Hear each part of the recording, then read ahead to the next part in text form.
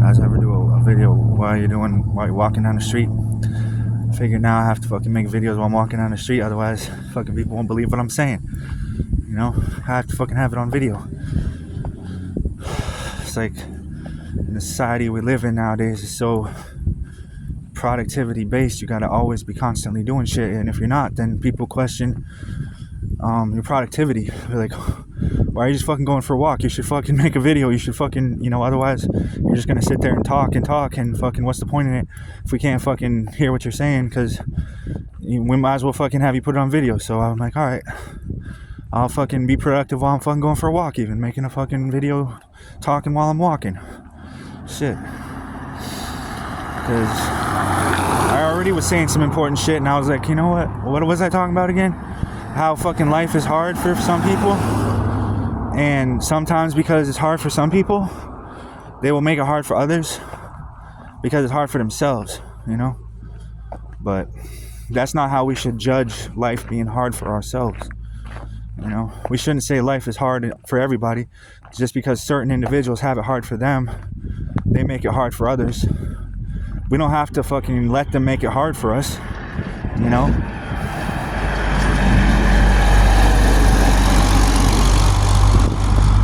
We should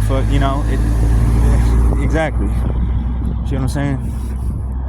Just because they have it hard for themselves, then they expect it to be hard for us. I don't agree with that. I feel like my life, I guess, considering there's probably people that have it a lot harder than me, truthfully. And some people look at that and they say, oh, well, that's it. We should fuck him over because we've been fucked over because of him. It's not because of me you've been fucked over. Okay? And it doesn't help to fuck me over. See, that's not going to make it any better for you. You know what I mean? That makes it worse for you and better for me, if anything. And that's not the right answer. So if anything, it should be a win-win situation. We should make it better for the both of us. So, and that's going to take a lot more work. Because right now we are not at that point in society where we can actually say that that's what we're doing. We can try to mitigate making it worse for each other, if at all possible, and then try to, backpedal some ways, and then try to go back in time if we can. I don't know if you believe in time travel, maybe, and then try to fix things we did in the past, maybe, and try to make it better for the future, but other than that, I think the people that are making life worse for people, they don't really know what it's like. You know what I mean? And they don't really have a right to say someone's life is, unfair. Their life is unfair because someone else's life, they have it easy. Because, and then make it harder for them to make it easier for themselves. It makes no sense to me. So I think that it's actually based on a lot of different factors, but mainly it's one's karma that determines one's life and where one's born and the situation one's born into.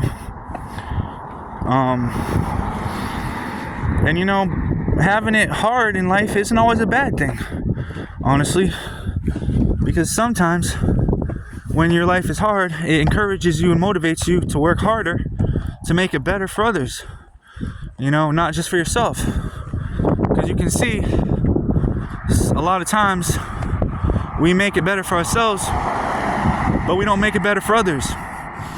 So we're smart in a way, but we're dumb in a way too, because what we're doing is not really helping anyone but ourselves. So if we could just try to change that thinking a little bit from how can I help myself only, and try to turn it into how can we help each other, equally, then I think we're going to get a lot farther doing that, But I've suffered a lot in my life. I struggle every day with things of my own that I deal with, and I have to make the best of them, and some days are better than others. But today is a pretty good one. I say I pretty much handled the situation pretty well, considering what I was dealing with, and came out on top to the best of my ability. And really in life, it's really a fight against kind of, it's like we're in the ocean and we're battling the waves. But the best thing we can do is we can just let the riptide take us out into the ocean, because it don't help to fight against the waves when you're stuck in a riptide, and it's better to go along with the riptide, because if you fight against it, it's going to drag you farther underwater. So you kind of just got to let go and be like, all right, I'm not going to struggle in this situation. I'm going to just let go, and I'm going to see where it takes me. And then, we find out at that point what we're made of, And usually what happens is we end up not drowning, we end up living, because instead of fighting against the riptide, we went with the riptide, And that's how you survive in the ocean when you're getting sucked under by a riptide. If anyone's ever been sucked under by a riptide, you know what I'm talking about. But so yeah, what you want to do is you want to not fight against it. You want to go with it. When you go with it, it's like life. We can fight against it. There's always going to be things that are giving us problems in life, and that we think we have to fight against. I'm not saying don't fight. I'm saying put up a good fight. But at a certain point, you got to still stay above water. And if you're in a riptide and you're fighting against it, you're going to get pulled under. And the same is true with life a lot of times. When we're fighting against things in life that are pulling us under, and we're trying to fight against it, it's like the riptide. The more we fight against it, the deeper under we go. And then eventually, we're not going to survive. So sometimes the best thing we can do is to just release, our fear or whatever of the riptide and things in life that are trying to pull us down, and go with it and be like, hey, this is just the riptide, and I know that to survive it, I can't fight against it. It's going to suck me under. So I got to just let the ocean take me out, and then the riptide eventually will release me, and I can swim back to shore at that point. So if that makes any sense, kind of an analogy, but kind of basically explains what I'm talking about. In life, we have problems that seem to be impossible to deal with at times. And instead of fighting against those problems, at a certain point, you got to realize when it's not helping anymore to fight against it, it may be the better option just to let go and stop fighting it and go with it. So, but I think I've reached that point in my life now, like after dealing with what I've been dealing with for the last 3 or 4 or 5 years, and I've applied all these different techniques to help me, to deal with life and life's problems that throws my way, and deal with it in an effective way. It's most beneficial to others and myself. And at times I realize now that it actually does help to kind of fight against it to a certain extent to stay afloat, and but at a certain point, you gotta let go, so that's where I'm at now in this struggle. I'm just gonna let go, because I've been struggling so much with these things in life that are pulling me down, and if I keep fighting against it, it's like the riptide. It's just gonna take me under, and I'm not gonna survive. So I have to let go at a certain point, and I think that's the point that I've reached now. So I'm just gonna let go. I've done everything I can at this point to help my situation within reason. The people look at this and they say it's reasonable what I did to respond to what I've been dealing with, in life's situations and circumstances. And at a certain point, there's nothing else you can do, because you're just fighting against the riptide, and it's going to pull you down further. So at that point, the most logical thing to do is just to let go and go with the riptide. Go with the circumstances that life throws your way, and don't let it affect you. Just be like, it is what it is. I'm not going to let it phase me. I'm just going to go with it, roll with the punches, so to speak. At a certain point, I'm not just saying this is a very rare ability. Not everybody possesses this ability. A lot of people, they'll fight their whole lives and they'll feel everything's unfair. They'll never reach any sort of point where they can let go they're free from that undertow. But I feel, for myself at least, I've reached that point, and I'm no longer frustrated with life and the things that I'm dealing with right now. And I'm like, hey, you know what? It is what it is. Yeah, it sucks. Yeah, I wish it wasn't that way. I wish I didn't have to, fight tooth and nail every single day, but at a certain point, you realize you just gotta let go, because it don't help to fight the riptide. So, yeah, I guess that's my introduction to this video. But I got a little bit of a walk, so I guess we can keep going on this one. Let me see. But it's gonna be out here on the street. So yeah, seeing as soon as you catch your thought, you can catch your thoughts and be like, start watching your thoughts and catch your thoughts and be like, am I thinking a thought that's beneficial to myself? Which we already know, like, my thoughts aren't beneficial to me. So it must be, by process of elimination, a thought that's, detrimental to myself for the most part. Not like as in all instances, but like, we can't just say every thought that I think is a bad thought and I'm not gonna think no more thoughts. But we can say, like, for example, is this thought beneficial or not? And I think it's fair to say, I don't know, maybe I'll just suspend judgment. That's like, once again, it's fighting. It's like, is the thought beneficial or is the thought negative, Once again, that's a pointless battle to have. It is whatever it is, it doesn't really matter, because you're going to deal with it and you're going to continue to move on and live your life, and whatever comes your way, you'll deal with it. And if not, you'll get sucked under by the riptide. And if you fight against it, you won't live. But if you let it take you out to the ocean and, you don't fight it, you'll survive. So that's kind of like our thoughts, I guess, in a way as well. When we're thinking, hey, is this thought helpful to me, or is this thought a harmful thought? Probably most people would say it's a harmful thought, but for myself, I don't really have that internal battle. I try not to really judge my thoughts. I try to be, what's the word? Like, just an observer of my reality. So I'm like, hey, if you think it's harmful, my thoughts better than me, apparently, because you all are the experts on thoughts, so. But for myself, I'm like, hey, it is what it is. I ain't worried about it. If it's a bad thought, if it's a good thought, it is what it is. It's not bad nor good, really. It's how you deal with it and, what you do with that thought that matters, and how you view it, right? So even a bad thought that seems to be something that's harmful can actually turn out to be a helpful thought in certain instances, and you kind of got to start reframing your thoughts a little bit and making them a little more constructive.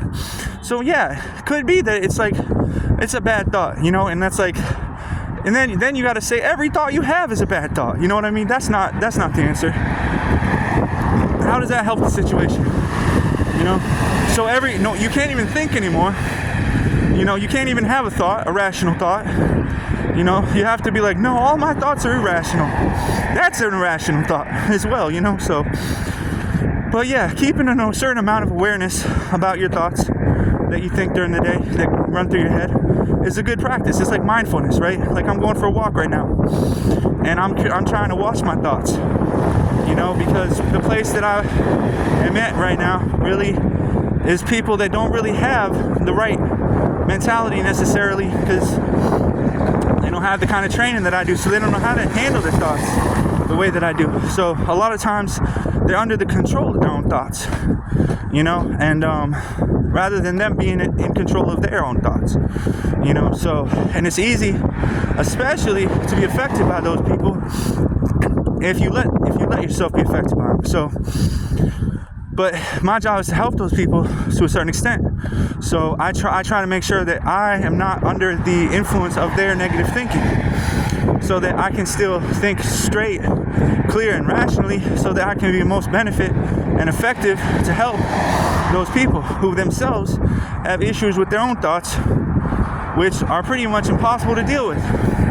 But mine are not so much impossible to deal with.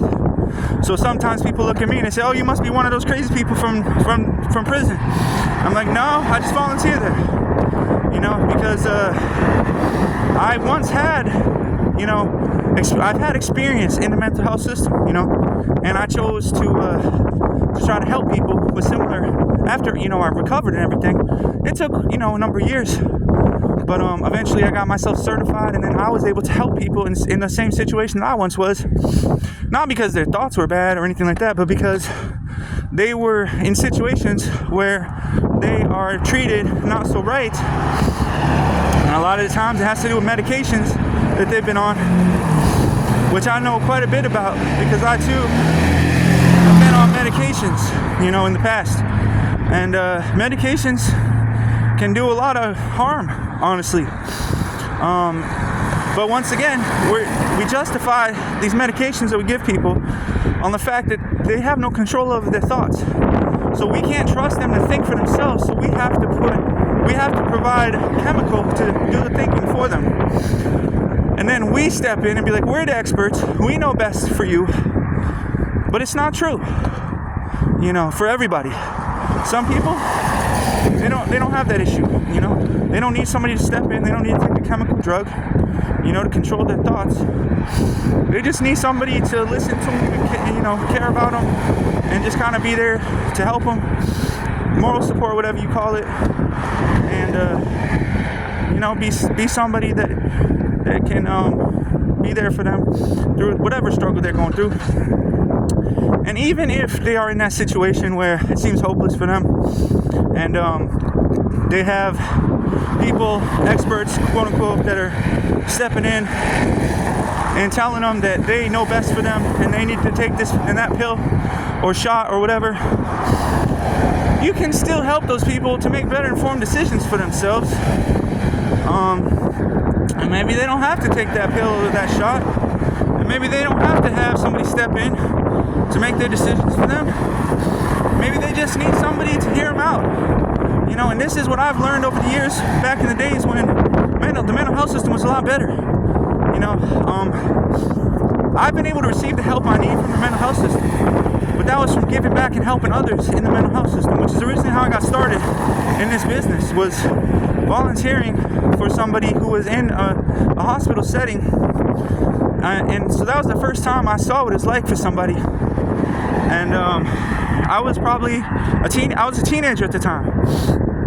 And that's when I realized, man, that's crazy, man. I saw the situation he was in, I was like, how the hell you're supposed to help somebody in a situation like this? I was serious, man. I was really like, I didn't know what to do.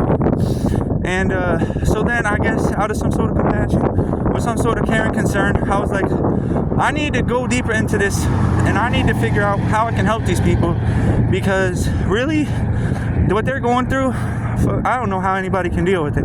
So I took on myself the burden of going into places like hospitals and prisons and places like that to help them, so I could kind of see what it's like for myself, and also to see if I could help others. And what I quickly realized was you can't really help them,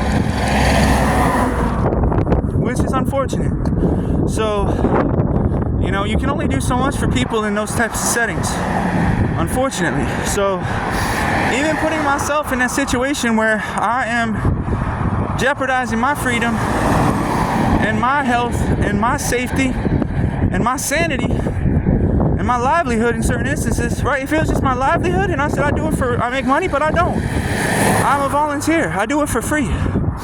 So, but then what happens is sometimes they say, well, since you don't get paid for it, we are going to take advantage of you, because they look at it as somebody easily to be taken advantage of. They don't understand the reason why I'm doing what I'm doing. So, and since I'm in there trying to help them, they look at it as though I'm the same as they are, basically. And then I end up getting screwed over as a result of it. And then now I spent like 20 years of my life in this situation where I'm like, no, let me help these people. And then I end up getting worse off than they are, because of it. But it's all good, because I look back and I'm like, I wouldn't trade that. I wouldn't go back and do it different, because I've learned so much, and I actually have become somebody who can help those who are trying to help these people. Even if I can't help them myself, I've been fortunate enough to have been hired by certain companies that have given me an opportunity to help people in those situations where maybe I can't help them, but I can help the people that help them, Because, I mean, I have certifications. I got like 3 certificates. You know, I got level 1 certification, nonviolent communication. I attended Hope Conference like 3 years in a row. I graduated from the ACT team. Like, I got a lot of experience in this shit. Like, I've taken CBT, I've studied CBT, cognitive behavioral therapy, DBT, dialectical behavioral therapy, all these different things. So I know the skills. I can help people. You know, I can. I helped myself. It took a long time. And like I said, I've been doing this for about 20 years. And now this is, but like I said, the mental health system back in the day was a lot different than it is today for mentally ill people, okay? So what we see nowadays is a stark reminder of what it used to be back in the day. All right, we used to help a lot of people. We really, you know, the government started defunding all the programs because they didn't really want to pay to see the mentally ill people get better. You know, they really wanted to keep that money for themselves, you know, which I understand, and I'm not arguing. You know, that's their right. They don't have to, you know, and I've experienced that as well, like where maybe before I had better situations myself, and because, you know, funding was decreased or cut off, and now I'm in a shittier situation because I'm dependent on these people for my livelihood by helping them. And now, since they're not getting no money, you know, I mean, their fund has been cut, my fund has been cut, so on and so forth. Now I'm really in a worse position, and I can do less for them than I could before, and maybe I might not even be able to help them, you know, so it's really difficult, man, but work, yeah, it's so good to have a job still. So I've tried to find other forms of employment. I've tried to look into other, like y'all see how I am now. You watch my previous videos, you'd be like, is this motherfucker crazy? He's saying he can get better just smoking weed, not taking no medication, and it seems that legitimately he's improving, and he don't even take no health meds, and he's got all these health conditions, and his health conditions are improving too, without no meds. Okay, now y'all see, I'm not bullshitting you. So, you know, but that comes from, like I said, a lot of work over the years, okay? And it's not just somebody happens to be like, hey, I'm gonna fix all of my own problems by myself. I don't need no meds, and everything's gonna be hunky-dory. I don't need nobody's help. You know, it don't work like that. It takes a long time, and a lot of, you know, you gotta be a special kind of person. You really wanna have, you have to be somebody who wants to help others, not be selfish. And you have to be pretty smart, because a lot of these kind of things where you're dealing with mental health issues with certain, you know, clients can be really difficult, you know? So you got to try to do your best to understand your clients, and you got to try to do your best to improve their lives. And I've been really fortunate myself, because even though I don't have any mental health problems per se, I've been able to receive certain services over the years. And it don't matter if you have even a mental health problem, you can still I benefited from such services at times, you know, without a mental health problem even. So, and a lot of the times it's just there, you know, someone will bring you to the store, help you get some groceries or some, you know, like something like that. Nowadays, what I do is I have somebody help me to go to the food pantry to volunteer to feed the homeless, like once a month. You know, when before I would have somebody drive me to the store, and I would get groceries from my apartment for the week or whatever, you know. And that was pretty much the extent of my services. And at a certain point, I was like, you know, I would rather follow the principle of like ethical standard of living and try to help others rather than myself. And that perhaps is where I went wrong to a certain extent, because I sacrificed my own well-being, yada yada, so on and so forth, for the benefit of others, but then I ended up losing out in the situation. So I don't recommend that. That's not for everybody. It's not, it should be a win-win situation. If you're helping others, you should also get the help you need, right? But in my case, I was not only not getting the help I needed, I was getting harmed in the process. So that's kind of why you see me like how I am now compared to maybe 3 years ago when I was in my apartment making videos. You know, when I didn't really need to do this, but now it seems for whatever reason I'm being used you know, for some sort of reason, to help others maybe in a different way. So I try to think of this. I'm always constantly thinking, how can I be a benefit to others? How can I make my life most meaningful and beneficial to others, you know? And it really, a lot of it, when you're dealing with certain individuals, like I said, where I'm at now in the prison, you're dealing with people who have very severe mental illnesses, on a lot of medications, really don't know what's going on half the time. And to keep your own sanity, if you've struggled in any way or had services in the past, you have to work 10 times as hard to maintain your sanity at the same time. And not everybody realizes. They're just like, nah, you haven't made no progress. They don't understand how hard it is. You know, they really don't. They themselves have not struggled like I have. You know, but they expect, but that's how it is having a job. They're like, you gotta work harder, Konchok. You gotta fucking put in extra work today. You know, I'm like, all right, I can do that. Because I look at that as incentive. You know what I'm saying? So it's not like, you know what I'm saying? It's not like I'm asking for a free handout. I'm trying to help others. You know what I mean? So that is what I have to say. So this video's been going on for about 26 minutes. So I'll tell you guys. So I'm dealing with some issues right now. I don't want to go too much into it. I want to keep this video to about 30 minutes at most for right now. But it's hard when the job ends up crossing with your personal life. You're mixing business and pleasure, in other words. Well, like I said, what I was talking about earlier about the riptide, I'll let it affect me. I say, hell, I don't care. I'm going to go with it, okay? I'm not going to struggle about it. I am going to go with the flow because I know I need to stay in the moment.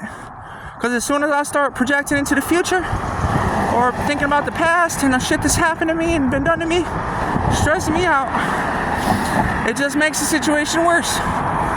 So, of course, you know, I have had my struggles from helping others that have had struggles, you know, themselves. And maybe in a lot of ways, I've taken on some of those struggles myself where I didn't need to. And it's time for you to let those struggles go. Because those aren't your struggles anymore. Those struggles are not yours to bear, okay?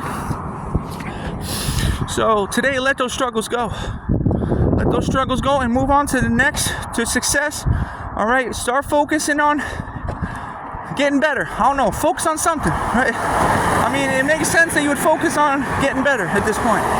Right? You've helped others. You've gotten worse, yes. You sacrificed your own sanity and all that stuff you said for them. But now it's your turn to get your karma and help yourself, you know? So that's how karma works. You're supposed to get something out of the deal. Yes, you're going to lose a little bit. You know, it's give and take. But in the long run, you get so much more in return. It's so worth it. So I encourage anybody who wants to get into this type of business and wants to help others in the mental health system. And I know there are those of you who are very, you know, caring and really do want to help. I encourage it, you know, and don't be afraid that, oh, I'm going to end up worse off. Don't think like that. Because actually the rewards are so far greater than the downsides of doing such type of services, you know, to help others. It really pays off in the end. Even if you just know that, hey, now I have a chance of getting better myself. Okay, that proves an amazing thing.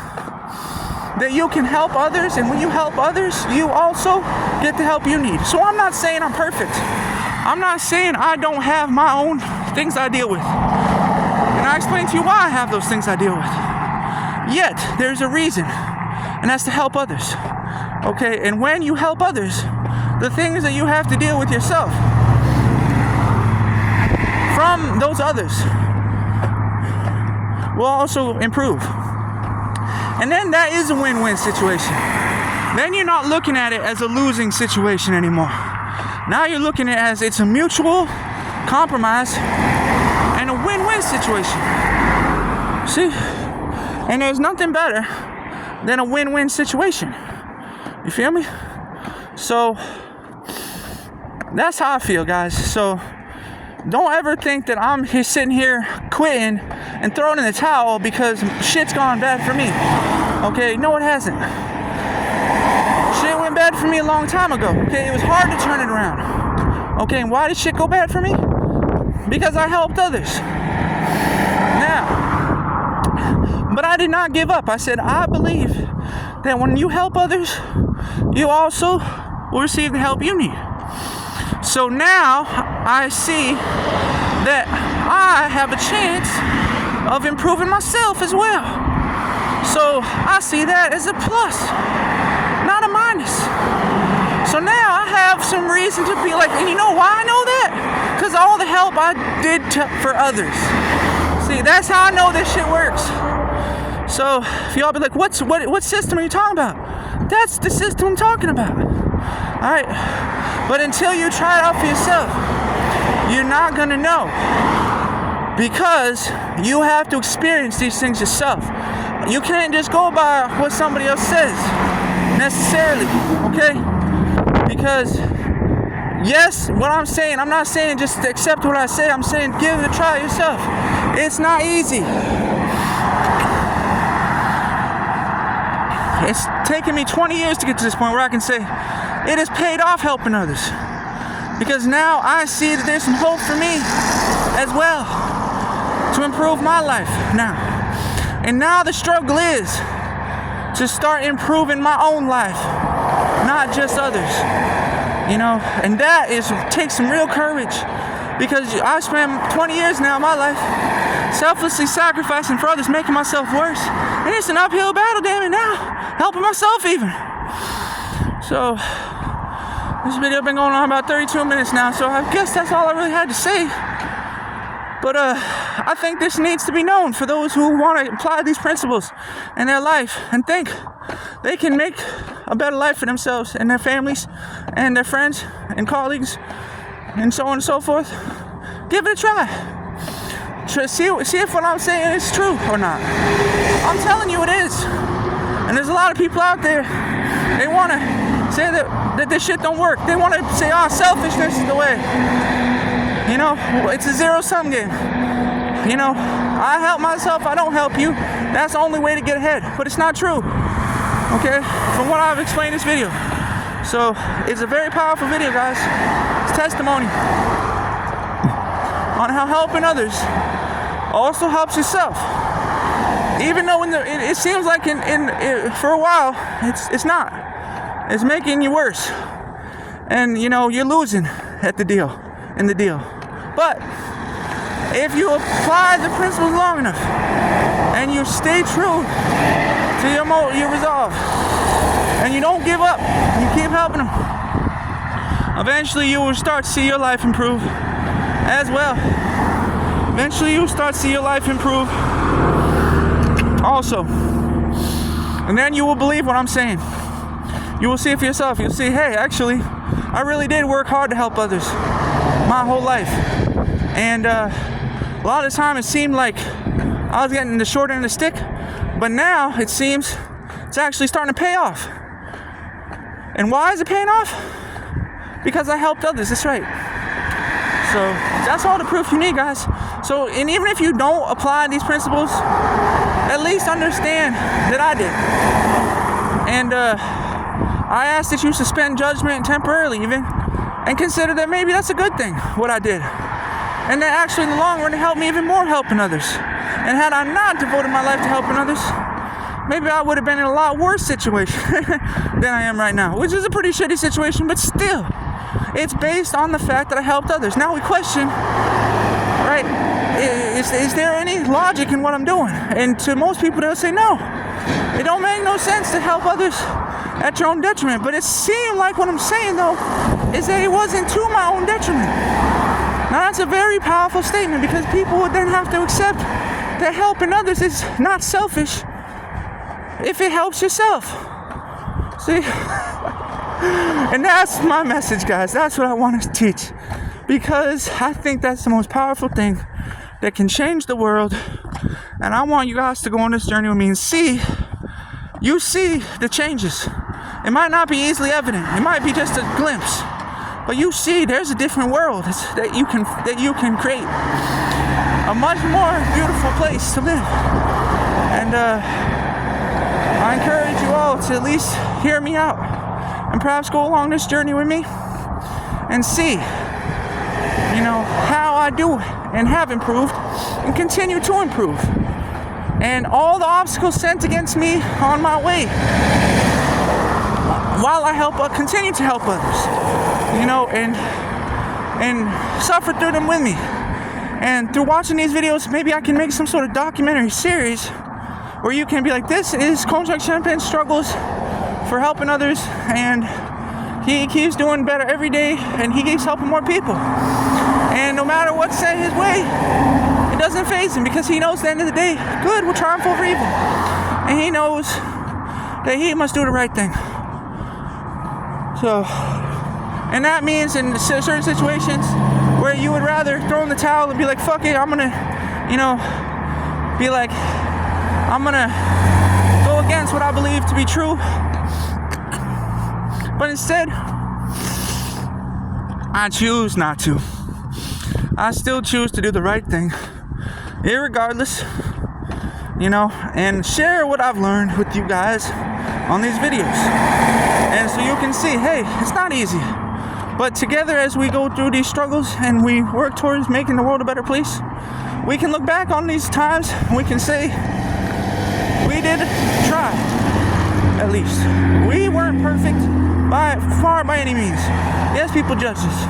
Yes, they tried to send shit our way to slow us up on our roll. Be like, oh, he's trying to help others to help himself. What's wrong with that? I'm still helping others, and I'm still helping myself, damn it. You can't argue with me. My logic is rock solid. Don't you all do the same damn thing? You ain't got no right saying nothing about what I'm doing. We're doing the same thing. We're accomplishing the same purpose. So, just, let bygones be bygones.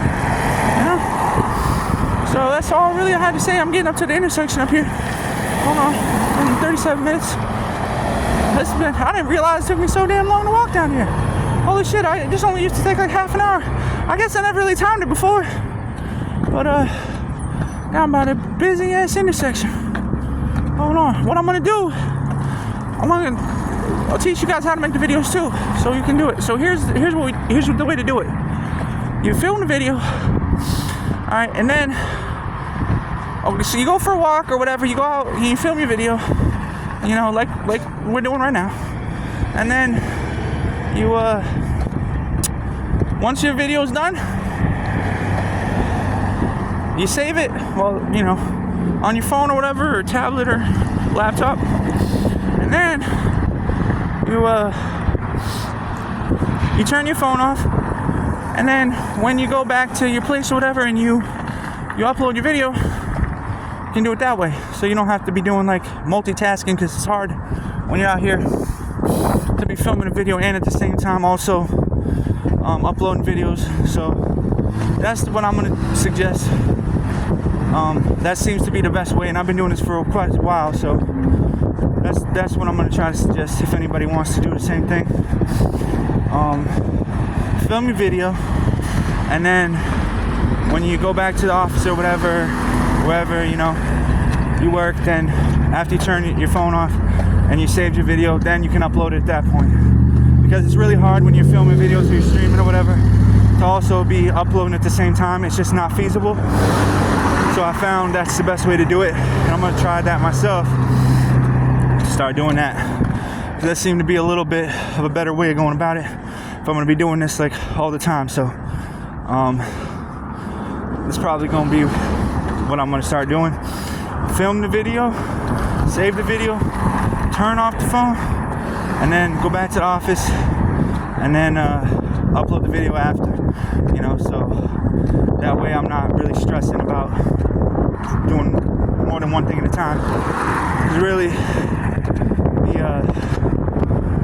the mind can only focus on one thing at a time, actually. So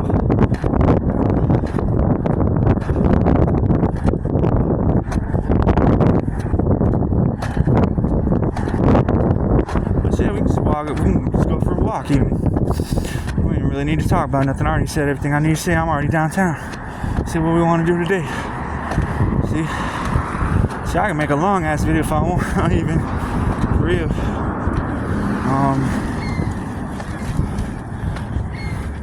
Probably spend a good, I don't know, you've seen some of my previous videos. I can, log quite a bit of time just filming, but I've been doing a lot of streaming as well. I guess that would be considered what I've been doing, streaming. Right now we're considered doing a stream, but it's not live. But it's recorded, so y'all see. Like I said, it's exactly what I've been saying. Just follow me on my journey with me while shit be sent my way, and deal with it the best that we can together, and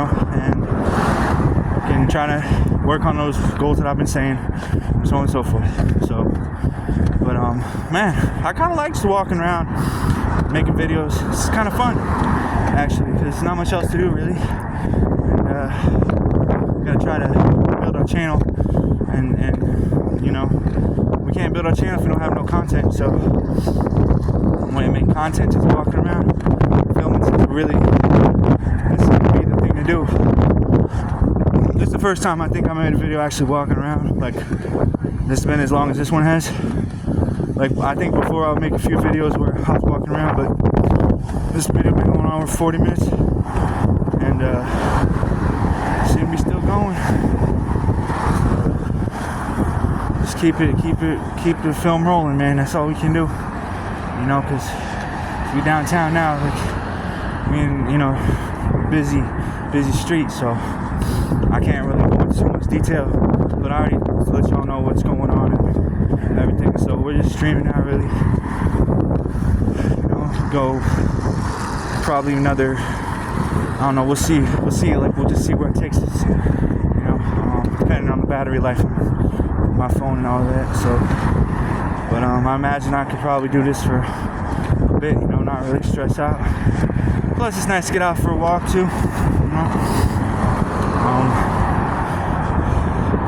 She'll be like, oh shit, we want to see that shit. I know you do. I know y'all want to be like, what's he up to today? Where's he going today? I don't know. Where's he going? I don't know. See, and this also is a good practice though, because you become more mindful. And it's like, because nowadays in the digital world in which we live, it's basically like, shit, everything is online. Like, if it's not online, people don't believe you. So like, that's really why I turned the camera on. I was like, fuck, I started talking, and I was like, shit, I should probably record this shit, because no one gonna believe my ass if I don't. So that's why I put the camera on. But so this way, anything anybody say, they can have their say right here on video. See what I mean? So I gotta worry about nothing. Just doing my thing. So going for a walk, film. That's it. Going for a walk. See, it's hard. It's not as easy as I thought it would. Yeah, exactly. Like, how the hell you make money off of this? You know how hard this shit is? For real. I don't think they realize how hard this shit is. They was like, you getting paid? Yeah, I don't get paid for this. I ain't made 1 cent off this in 4 years. So, but you see, like, I do the best fucking content, I do the best videos and all that. And like, I do the best fucking online shit, but I don't get no money for it. Eventually, maybe one day, but I just keep working at it day by day. Water drop by water drop, the water pot is filled. You know what I mean? So,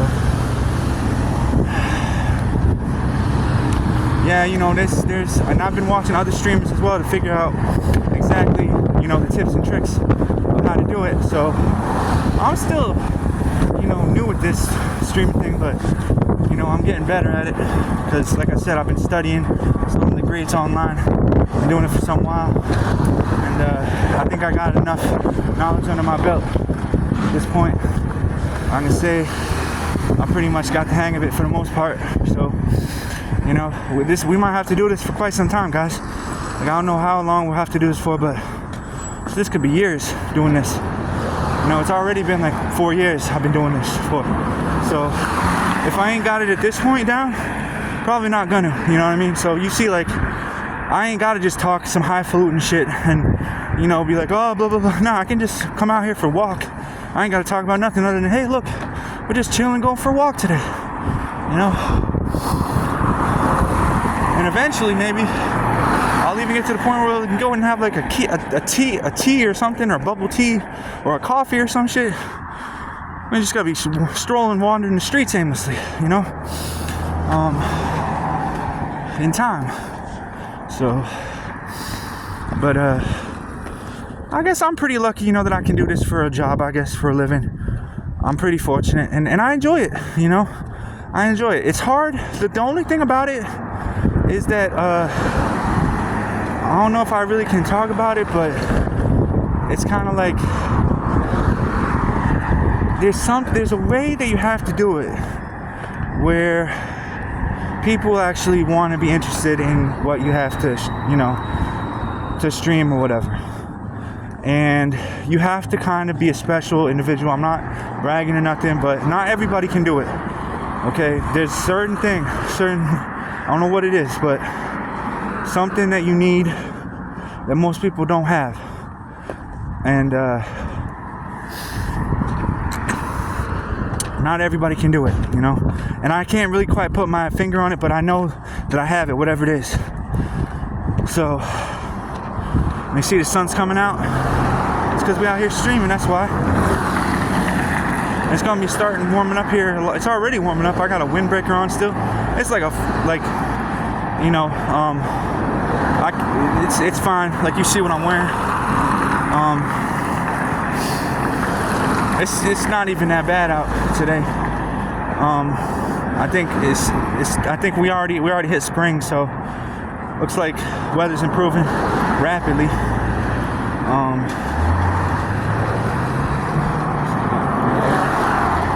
You gotta, of course, you know, be cognizant of your surroundings and not just, you know, be ape shit wild and shit, but, you know, I enjoy it. Like, I would rather share my life with y'all, even on these videos, really, truly, than just keep it to myself and fucking be greedy and selfish and shit, because I really, it's a joy to me to be able to share my life with y'all on these videos. It really is. And I believe that y'all enjoy, I hope that you enjoy what I have to share with you. It's my life, you know what I mean? And it's also my business, so it's not like I have to, but I choose to do so because I get a certain amount of joy from it, you know? And I think it's cool, you know? So, yeah, I don't mind it. Just coming out for a walk, even, just sharing my life with y'all on a video, you know? Just shooting the shit, shooting the breeze, whatever, you know? Just doing something at least. So what was I doing today? Oh, earlier, let me start with yesterday. Yesterday, we went over to the Micmac Farms, the fish farm, and I blessed us some fish over there. And I told him, I said, I want to buy that tank of fish. And I should have gotten that shit on video because that was crazy. But now I'm starting to see like more opportunities for streaming and stuff. Like, I could be streaming things like that. And then today, earlier, I went over to Maple Farm and we learned how to make maple syrup. And I bought some maple syrup, like piece of fudge, maple syrup, and a little bottle of maple syrup, and some maple syrup, like pecan brittle, and I fed a horse, yeah. So let me see. I was suffering a little bit from food poisoning. It was sometime, like a few days, 3 or 4 days ago. I accepted a meal from the prison, and probably shouldn't have. Ended up pretty sick from that, and but the maple syrup seemed to help. Plus, you know, not eating any more of the meals. But yeah, I pretty much avoid those meals for the most part. But I was like, what the hell, you know? I ended up regretting that shit. But I seem to be doing a little bit better today. That's why I was like, fuck, I gotta go out for a walk. I can't be staying. It's a beautiful day out today. And look at this weather. You see this? Look at that. Goddamn, it's beautiful out today. Shit. See what I mean? Y'all can't really see what I'm seeing, but I'm sharing with you the best. Like, much better than being in that damn cell all day. You know what I mean? But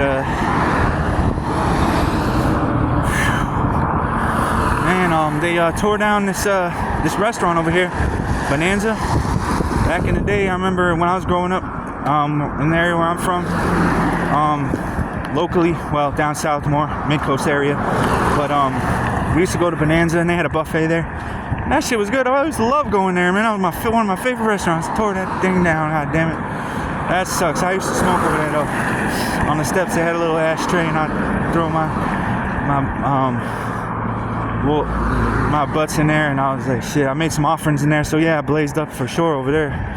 But at the Bonanza, yeah, and that was fun, man, because Richardson Remedy's right over here too. And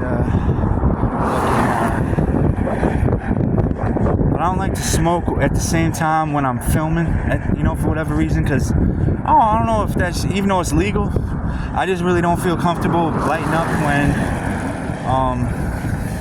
like on camera, because I know that there's certain things that you may want to be careful, but you still see people nowadays who don't give a shit and they're gonna light up on camera anyway. So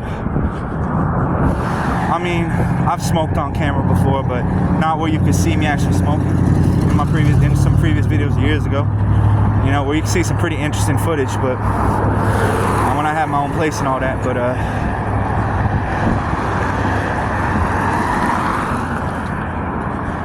But today's Thursday. Tomorrow they got a special. They got buy one get one free on the Fancy Franklins. That's a pretty good deal. Thing is though, they started they gave me a debit card, and my damn debit card won't get no fucking money off of no ATMs. I can only make purchases at certain stores, and so that'd be a pain in the ass. But so and I still only get like one check a week, which ain't, not much. But and so I want to make sure I gotta hit up the dispensary on the sale day if I'm gonna be getting anything, most likely. But shit, it is nice as hell out today. Holy shit, y'all see this? Holy shit. God damn, is it ever nice out today. Man. Weather done cleared up all of a sudden. Holy shit. I ain't seen it this nice out in a while. Man, it was a tough winter. I remember when I first moved here, last winter. That winter was hard, man. I was not used to the cold temperatures up north. Cause I was from, down south or whatever, southern Maine. And, I'm originally from mid-coast Maine, but I was born in Texas. But, yeah, man, when I moved up here, shit, it was colder up here. I was like, it's a lot colder up here than it was, in southern and mid-coast areas. And it was not easy getting used to, man, I remember. But the second winter, I was like, shit, I forced myself. The second winter wasn't as bad because I was kind of used to it at that point. So I spent a lot of time, literally I was outdoors most of the winter. I was outside walking around like I am now. And, and eventually I got kind of used to it. I don't got no heavy winter jacket or nothing, just this windbreaker, basically is all it is. And I wore this through two winters up here so far. And it's all I've needed really. A scarf and a pair of gloves occasionally. Or whatever, but my hair though, I will say, I don't know if y'all seen if you watched my previous videos, my hair, the fucking hair products that they had me wearing, using in the prison were all fucked up. And I was trying to save a little cash. And I was like, most of the time I was buying my own shampoo and shit from Walmart or whatever, And that shit cost me a lot, but I was like, I want to try to conserve a little bit. So I would try to, occasionally use whatever they had in the prison, which was available to use for whatever. But man, that shit ruined my hair. It destroyed it. I literally had to cut huge chunks out of my hair. Fucking turn it to friggin', you see what it is. I might as well fucking have it cut off, is what one of my spiritual partners said. But I keep it because it's a commitment to Vajrayogini. So, my guru, that was one of the commitments I took when I first met my guru out in the desert. When I first traveled out there as a teenager, during 3-year silent retreat when he was teaching the Yoga Sutra. And that was one of the commitments that I took, was keep my hair long. And it took a long time to grow my hair out this long, actually. Well, back in the day, it was about this long, but it was a lot thicker and curlier and shit. And you know, I'm not just saying this because, like, I know, because I kept some of the chunks that I had to fucking cut out of my hair that got all tangled and shit from them, you know, giving me the fucking fucked up shampoo and shit to use. That fucking is fucking horrible for your hair. And not good for your skin either, I might add. But boy, the kind of shit I had to deal with, man, in that prison, I tell you. I ain't even gonna go too much into it, but let me just say that I know that there was a fucking difference, so I don't care what anybody says. I saw with my own 2 eyes fucking a difference between from before fucking using those products to after. Those are some fucking lousy products, man. That they have in that prison, and I was like, I'm not fucking using them no more. You know, I had to fucking put my foot down on that shit. I was like, I would rather fucking I'll buy my own. You know what I mean? But still, because even using it the few times that I did, you know, that they provided for free from the prison, it still fucked my hair up so bad. You know what I mean? Where I could tell the difference. It was like my hair was fucking like actual hair. Now it's fucking straggly, fucking all dead and shit. You know? So, but it's still long though, at least. So I still won't fucking come to cut it, you know. Fucking, I don't know for what reason, but I prefer it long. Like I said. And of course they use that as a reason to target me. Oh, he's got to have his hair long, so let's fucking make it so if he has to use our fucking products, he'll fucking destroy his hair. Turn it to, you know, straggly and shit, basically. But oh well, I fucking worked with it the best I could. You know, they was doing some shit to me, you know, fucking with me in any way they could. So when you're in prison, that's, you know, how shit goes. You're trying to save a buck, be like, hey, I'd rather fucking spend my money on something else if they're gonna provide the free products, then fucking, you know, it is what it is. But nah, it ain't worth it. And that's why most of the time I was buying my own shit. But there was that one or few times that I had to use their shit. You know, it really fucked my hair up bad. So wouldn't recommend it. You know, nothing in life is free, basically. Something seems too good to be true. Usually it is, right? Oh, free hair products. Save myself some money. I don't have to buy my own shampoo and shit, or body wash. Oh no, don't make that mistake. No. You see what it did to my hair? And turned all scraggly and shit. Killed it, basically. See? I should go fucking get it cut off. But I won't, because it's my commitment. You know? But it looks fucking horrible. You know what I mean? For the most part. And it's because of the damn products they fucking hand out there. You don't know what the fuck they do to that shit. I really don't want to know either. But I mean, if you're gonna use some shampoo or some shit, you better expect to spend at least like $7 or $8 on a bottle of that shit. Not what they fucking provide there. That shit, they lucky if they spend $1 on some shit like that over there. You know that shit's no good for your hair. So look what it did to mine.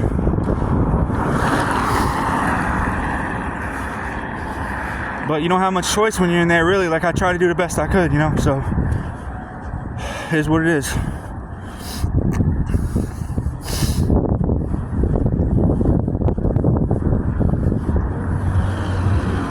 You know, I dealt with a lot of shit while I was in there, honestly. Shit I didn't want to have to deal with. You know, having a cellmate, all sorts of shit, you know. Him smoking crack in the room while I'm sleeping and shit. Staying up all night, you know.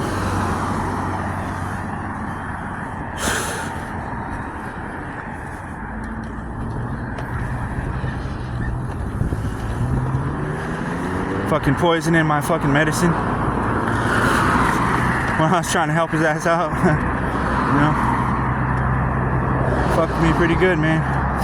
All that shit really did. And some days I'm like, I don't even know, man. Fucking the pesticides and shit they be spraying, fucking wow. And they want to do that shit again. And I'm like, I'm gonna go fucking live in the woods, damn it. You know. And I talked to the program manager today, and he's like, I sent some emails to the higher ups. I haven't heard back from them. I'm just waiting to hear back from my lawyer. Shit. Like, I have the right to leave, though, if you do fucking have them spray that shit again. You know? Of course, I didn't say nothing like that, you know? Because fucking, I'm just gonna fucking take off if this shit happens. You know? But, I I was thinking though, I was like, you know, it's supposed to be about helping others what I'm doing, and I understand, like, there's a bigger mission, you know, to everything and shit. And at morning meeting, I remember I was like, what can I use what I learned from my teachings in nonviolent communication from Marshall Rosenberg to help with this situation? And I'm like, probably I could. Like, if they come in, if they fucking want to spray it again, my fucking cell, the fucking pesticide, then what I could do, what my lawyer told me to do, was just fucking leave the fucking cell and call him, you know. But, you know, if you want something done right, you gotta do it yourself. So I researched up on that shit, and literally I have a right to fucking not have to pay rent anymore and fucking leave and fucking go live in the woods. And truth be told, that's gonna save me a shitload ton of money. So if it comes to that, you know what I mean? They're probably gonna fucking put up a fuss and shit, but I'm gonna fucking stand firm on that shit, because they can't just do that shit. There's a legal right that I have, you know, to not fucking allow them to do that shit. And, you know, so I'm trying to fucking stand on my rights and shit, and not just let them fucking do whatever the fuck they want, and you know, me be okay with it. You know how much fucking suffering and bullshit I've had to go through because of that shit? For real. It's ridiculous. You know, the shit I've had to put up with, you know, like the stress, like, and still I'm fucking waiting on figuring out how the fuck to go back to court again, you know, to hear back from my lawyer about the fucking guardianship situation, where I can fucking make my own decisions, supposedly, which I fucking already do, and I don't claim that I have a guardian in the first place. I think it's an illegal guardianship, and I don't recognize no guardian. Plus, they don't do shit for me. Fucking barely fucking give me any money. Fucking, you see what they do? They put you in prison, you know, for no fucking reason. Keep you there for fucking, and if I didn't fucking have a lawyer, I'd be fucked, you know. So this is how they fucking treat mentally ill people, man, nowadays. I'm telling you, it's fucking really bad, bro. It's like they have no rights whatsoever, you know. And if you understand that, like, I don't need to go into too much more detail. We already know. Like, nobody talks about that shit, you know, because we know it's the unspoken truth. But you know fucking how bad that shit fucking they treat fucking us, you know, or fucking anybody who tries to fucking help anyone who's mentally ill. They fucking do the same thing to them, you know. You gotta be on the fucking opposite side of the fucking team, and you gotta fucking try to, you know, drug the mentally ill people. You gotta fucking lock the mentally ill people up and all sorts of shit. And if you're not down for that, and you try to help them, or you go against them, the ones that are doing that shit, then expect your ass to get locked up too and drugged up, you know. And then you're sitting there trying to defend yourself, and boy, now you're in a real bad situation. You're gonna need a lawyer. You really will. So I ain't just saying this shit. You know what I mean? It's bad. So yeah, I've had enough, man. Like, I've dealt with this shit for long enough. I want to deal with it no more. So I keep on saying, it's ridiculous, man. It's ridiculous shit I've had to go through, you know. And I don't want to talk. I'm not talking about what I'm just saying it's ridiculous, you know. And I don't want to fucking have to do it no more. I've had enough.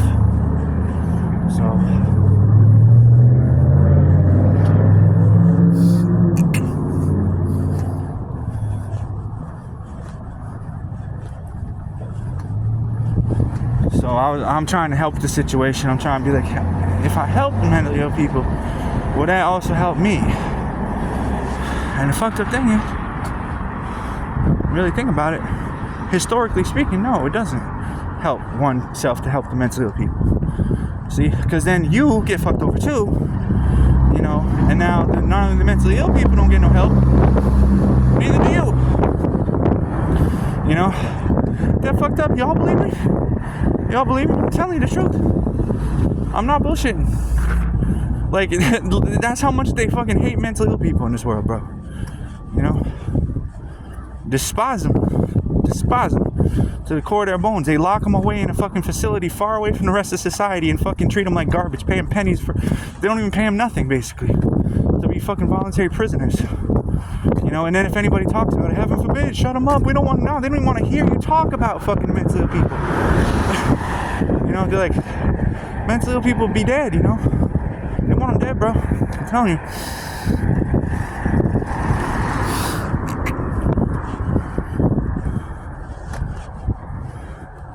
And I'm pretty sure that's what they're thinking 24/7 is how can we kill these mentally ill people today?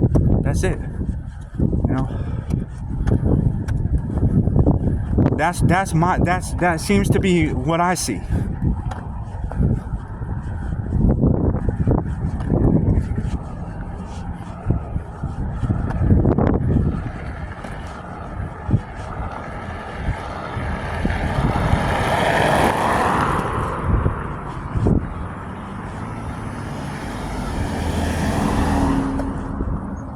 And now that euthanasia is legal in Canada, it's making it a lot easier for them to do it.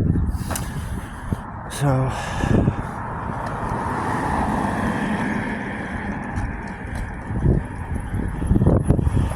it's like, why argue with who cares what mental illness is? Just kill them.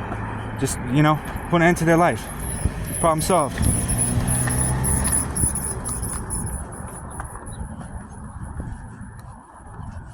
End of discussion.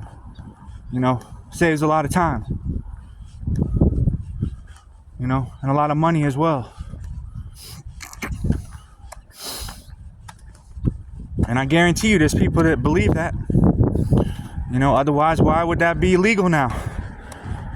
They absolutely believe that. It's going to save them a lot of fucking hassle. You know? Not the mentally ill people, the ones that fucking are responsible for murdering them, basically. Like, who can we murder today in our neighborhood? The mentally ill people, they'll go along with it. Shit is humorous, bro. If you think about it. Fucking the society can be that fucked up, man. And like people are walking around and don't see it. You know. We protect lives. Sure you do. Not the mentally ill peoples though, you don't. No. Rather have them killed off. Hypocritical society. A messed up, upside down society. You know, on the outside it looks good, but when you look deep within, it's fucked up shit.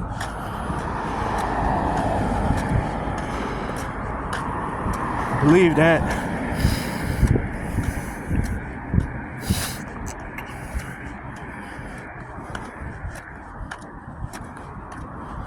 And that's their goal, is to fucking string the shit out as long as possible.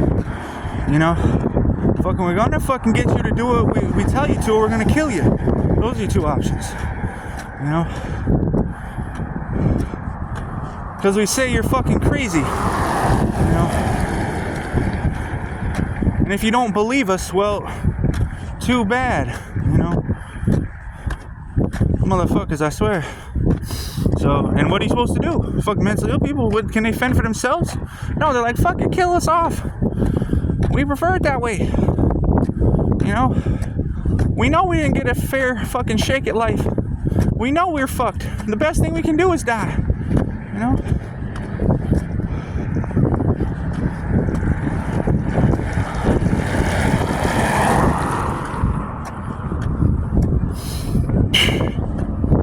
Now tell me that shit. Nah, bro. And you gotta go along with that, bro, to fit in? I hope not. I hope you don't go along with that. Say, no, I'm not mentally ill. And I'm not helping anybody that kills any mentally ill people. I'm sorry. It's not for me. I'm gonna stay out of that. I'm not gonna involve myself in that dispute. You know? It's not for me. Okay? I'm not getting involved in that. Alright? I'm stepping away. I'm stepping away. That's not something I want to deal with.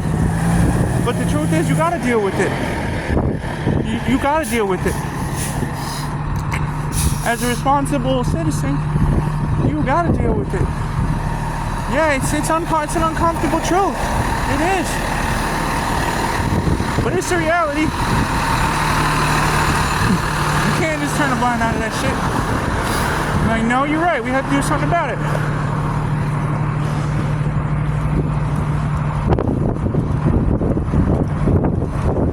We have to do something. We just can't. I don't care what side you take, you know. But you can't just sit on the fence about it. That's all. We have to be socially aware of this shit. Who are the people in the world that we fucking want to get rid of? The crazy people. And how do we do it? We euthanize them. Okay?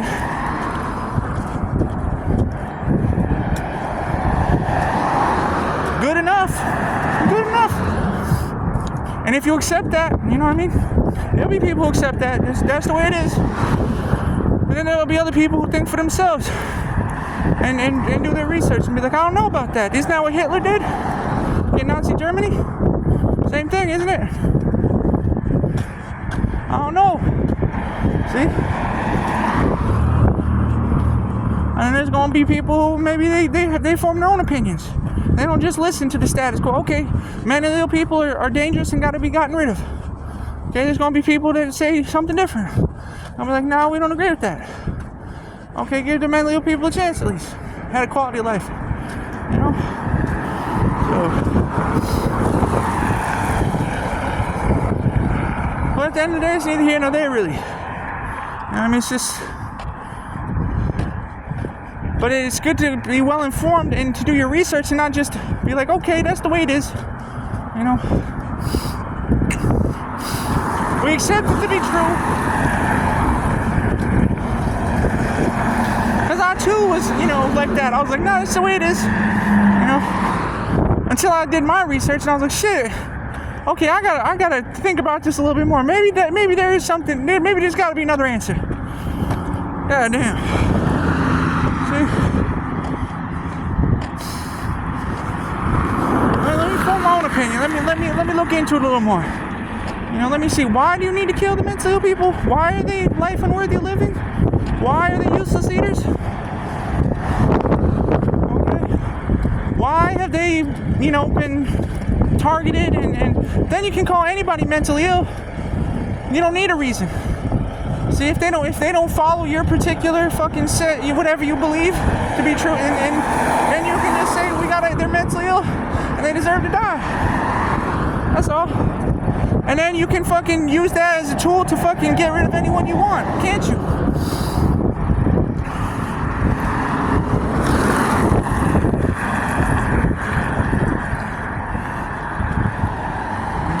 That's exactly what they've been doing for a long ass time too. Yeah. That's how they implement social control. See, one of the many ways. We don't like mentally ill people and they gotta die. And if we say you're mentally ill, then that's what's gonna happen. But once again, you should do your own research. You should think for yourself, not just accept what somebody claims that is the truth. Because society says. But historically speaking, that's true. And continues to this day. So, you can't argue with me, do your research. You're gonna be like, oh, mental, hey, how's it going, crazy? No, it ain't like that, bro. It really ain't.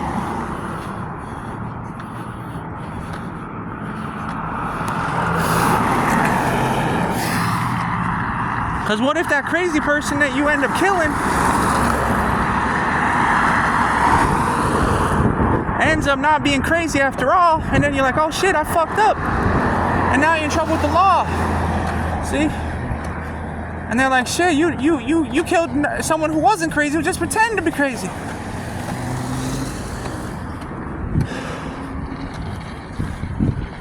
We'll just put on a good act.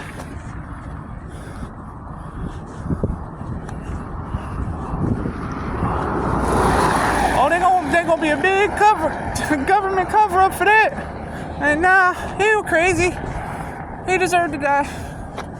Yeah. Don't speak about it. Don't speak about it.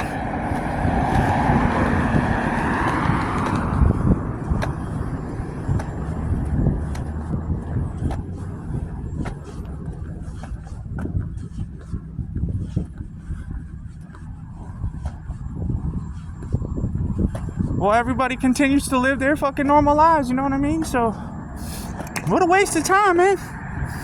A waste of time.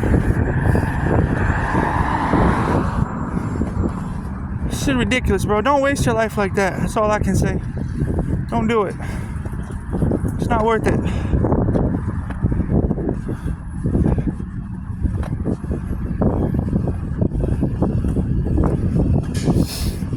Because we don't really know fucking who is fucking mentally ill or none of that shit. You know, it's still like, what did the Nazis do back in Germany? Fucking made up fucking a bunch of bullshit lies about fucking mentally ill people to kill them. You know, it don't need to be the truth. The doctor signs off on it, boy. You're going to get killed. See? It don't matter if you're mentally ill or not. They say you are, then that's what it is. See?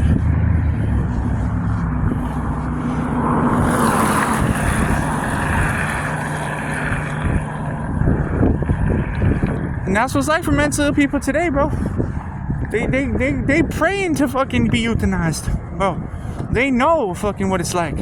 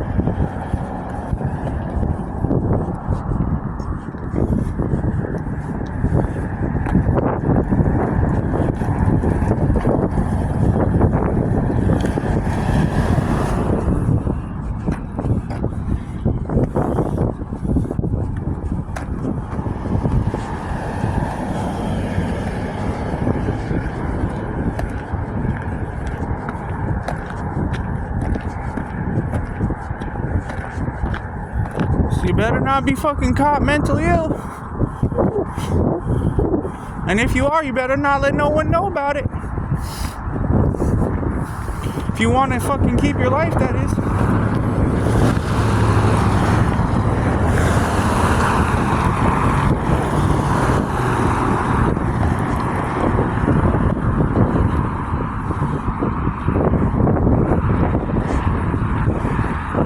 That's the reality, guys, and that's a public service announcement to anybody on here wants to say I'm mentally ill. So, I guarantee you that there would be people that fucking watch my videos that claim that I'm mentally ill, and that's why they're mentally ill, that would fucking be killed. And then fucking blame it on me. To have me killed.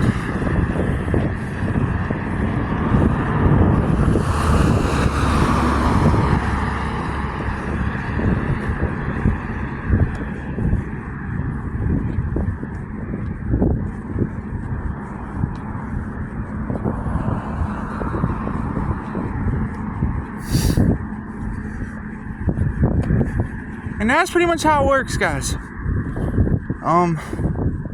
a nutshell.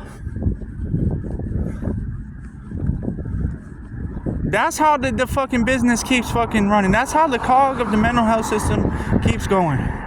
That's it. I'm giving it straight up to you. That's the truth. Y'all want, what's the truth, Konchok? That's the truth. See? They don't give two shits about killing mentally ill. It's as simple as that. Alright? And they want to fucking get fucking people to fucking get killed so they can blame it on fucking somebody like me so I can get killed. So, that's all. But now you see, and this is the tip of the iceberg, bro. This shit you see now, this shit they're putting me through, this is the tip of the iceberg. If they had their way, I would have been dead a long time ago. Okay?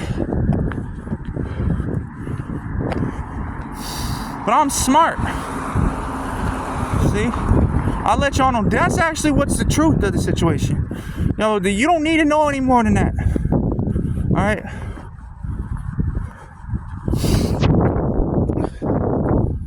So you're like, oh no, he fucking got it good. No, bro. Okay? Look around you. Bro, they will do this to anybody that fucking claims the shit I do. they will fucking set motherfuckers up. Hey, look, this motherfucker, he's fucking online saying shit. Let's get you to fucking start acting crazy because of you watching some of his videos, and then we kill you, and then we blame it on him, and then we kill him as well. Yeah. Because he's responsible for you getting killed. That's right. See? And now we fucking got fucking who we want out of the way. Now we can continue with business as usual. Telling you, man. That's how it works. So don't be surprised if you don't see me around. Somebody fucking goes crazy, blames some shit on me. And then all of a sudden you don't see them around, and then all of a sudden I disappear too. You know why? Kind of like I already have, you know what I mean? So, oh boy, this is bad, boy, but they would have wanted a fucking whole lot worse, boy. I'd be dead by now. See, if I wasn't smart. That's why I fucking always fucking speak the truth. Fucking let y'all know what the fuck is really going on. You know, fucking sugarcoat shit. You know, be like, nah, this is the truth. This is the facts. This is the reality. Y'all, this is, in a nutshell, this is what actually controls your world. Y'all ain't really gonna understand it at a bigger level right now, but understand what I'm saying is actually what controls your world.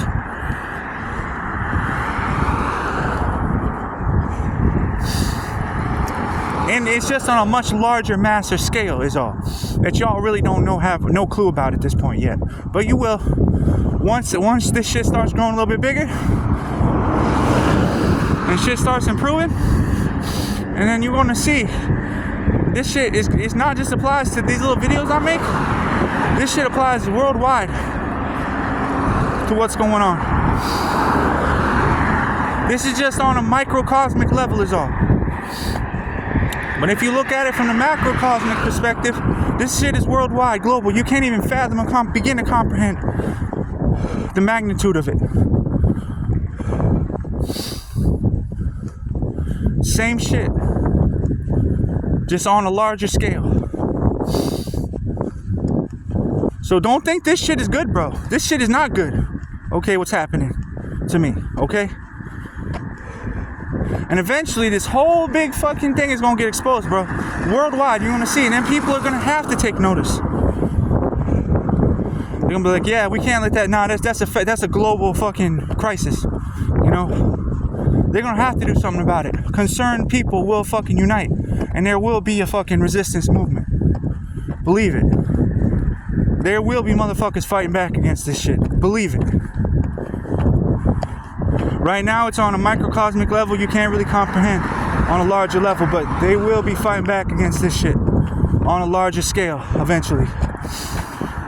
And the ones you think right now are fighting with you are actually the ones that they're going to be fighting against. Believe it or not.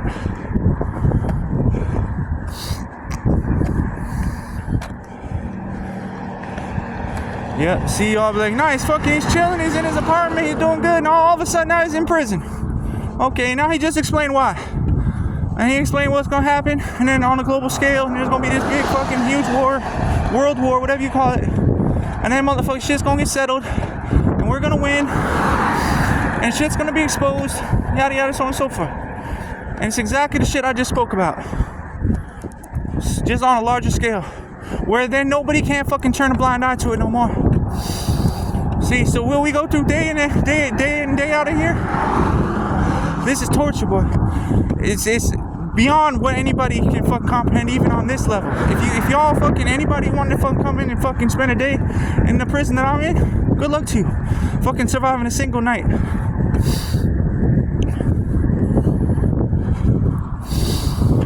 Now imagine that times 1,000,000 or 1,000,000,000. That's how bad it's gonna be.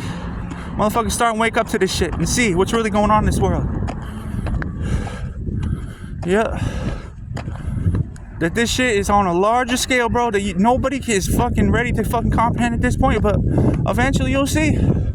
as I fucking grow bigger and fucking gain more and more power, and so on and so forth, despite what these motherfuckers do to me, they're gonna lose in the end. See? Because this shit gonna be exposed and it's gonna be worldwide, and people are not gonna turn no blind eye to it no more. See, because they won't be able to, because it'll be affecting them. See, right now it's like, oh, we can do whatever the fuck we want, we'll get it. Nah, but not for long, not forever. They won't, not forever. So don't think this is cool what they're doing. I'm a prisoner, okay, for speaking the truth. And you're gonna see what I say is gonna come to pass soon enough. And all this shit they've done, they're gonna regret it. And they're gonna be like, wow, we made a mistake. We didn't realize what we were doing. We fucked up. It's gonna be worse than what the Nazis did in fucking Germany to the Jews. They're gonna be really fucking resentful. I'm telling you right now. They're gonna be fucking really fucking resentful. So you gotta remain aware of that fact. Don't go along with this shit. Don't fall for it. Understand the bigger picture.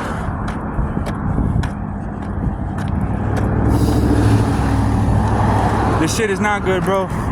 Look around you, you know what I mean? And it's only getting worse.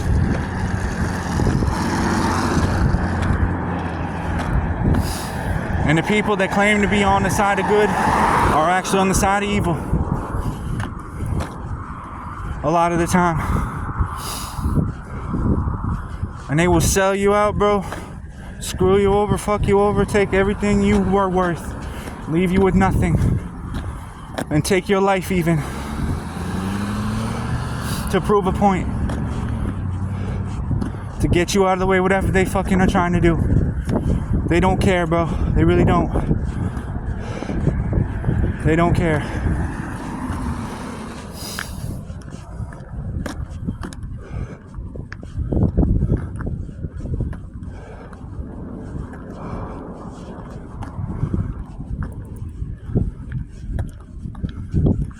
And they're gonna do exactly what I just fucking said they were gonna do. And look, they're doing it. I told you. See? I spoke it into existence. Right here on video.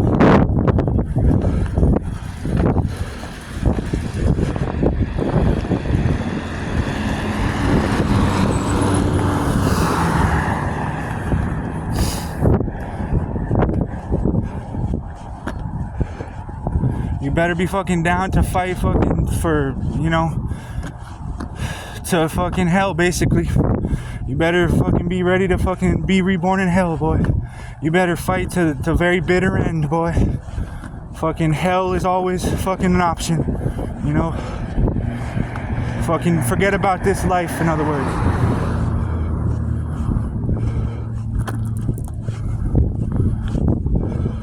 And pray to be reborn there.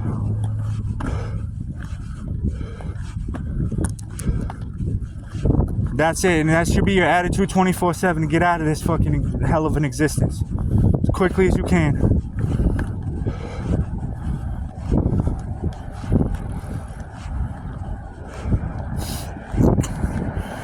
Into a better hell. Fucking one where you can have some bragging rights at least. So that's how you have to be, man. Every fucking second. You fucking gotta be like, I'm fucking leaving this world, man. I'm done. I'm gonna fight to the bitter end. When I go to hell, I'll have bragging rights at least. That's how you have to be, man. It don't really take much. But that should be your attitude every second of the day.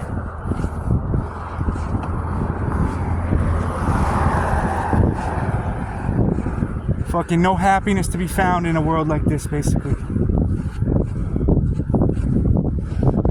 That's how you have to live every fucking second, as if you're already going to hell, bro. That's how you have to live.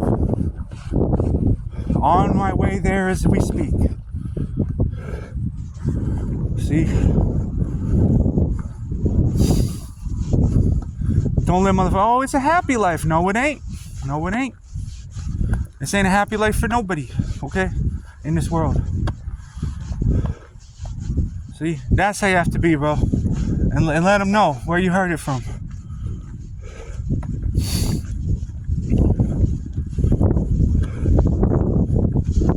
And they're gonna try to test you and fucking do everything they can. When they themselves couldn't fucking, you see, they're already here, bro.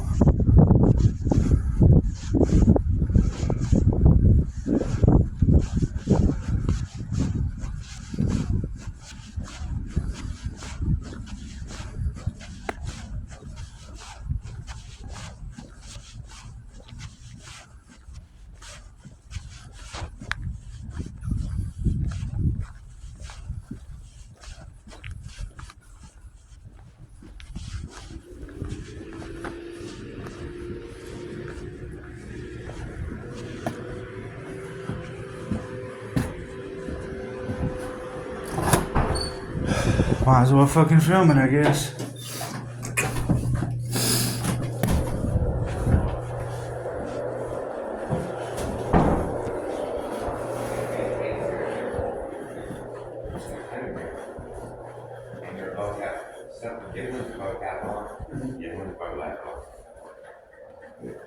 Just throw a hook in there and you're gonna get a whole bunch of it, huh? Or you use the net. Yeah.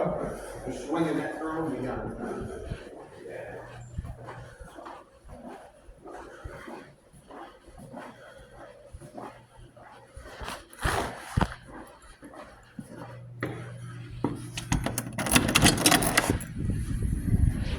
Alright, they didn't fucking spray yet, apparently, so, well. Just fucking get it on video, I guess. They'll fucking be spraying soon enough. Just fucking get it on video. Fucking have a fucking record of it at least. You know.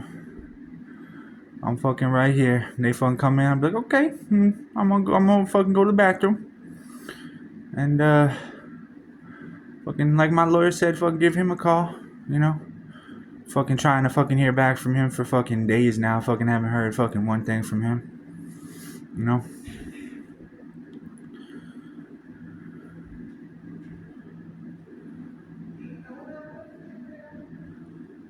But I got my fucking tent. I can pack my shit up and I can leave if I want.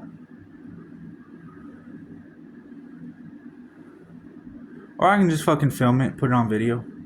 You know? Be like, I'll make sure I'll be like, you know, looking, hey, how's it going? You know, you gotta spray in the fucking room the pesticides, okay? That's fine, you know. I'm gonna fucking step out, you know, but at least I got it on video. You know what I mean? So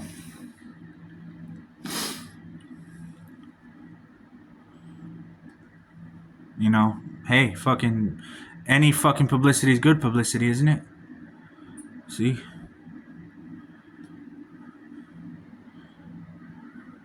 And remember what I was talking about before when we first started this walk?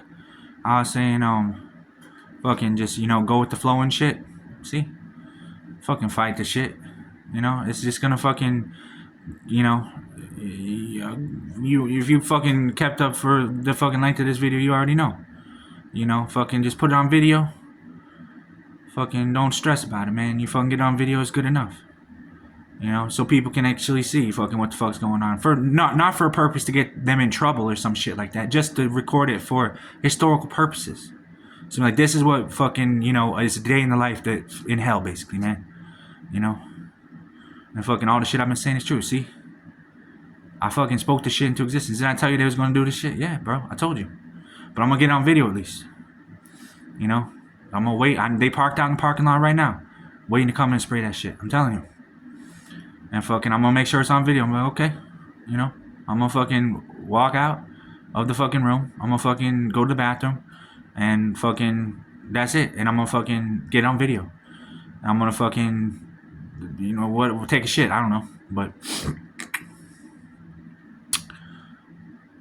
fucking, as long as I got it on video, bro, well, it's good enough. Fucking, I'm gonna fucking do what my lawyer told me. He said, fucking walk out of the room.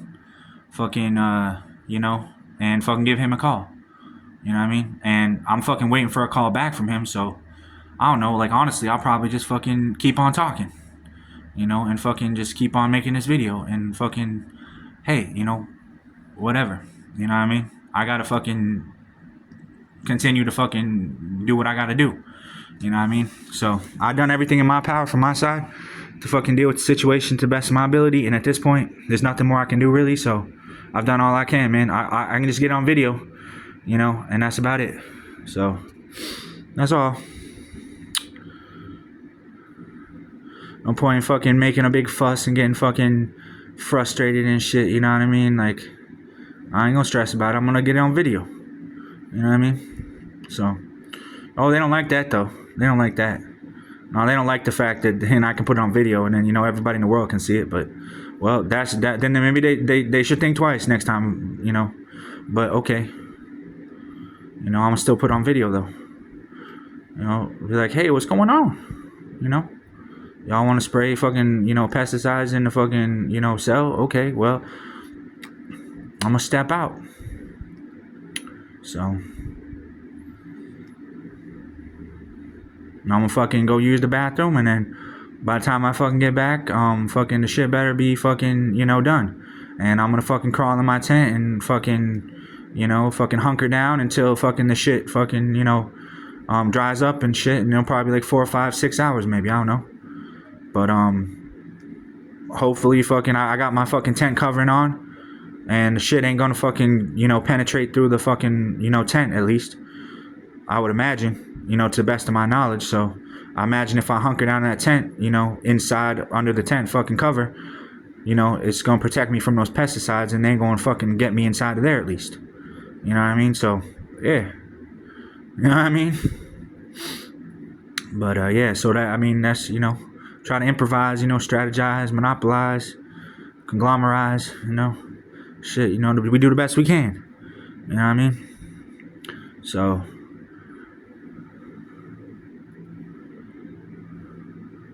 we just gonna wait for them to show up. They already in the parking lot. So he's waiting for a knock on the door.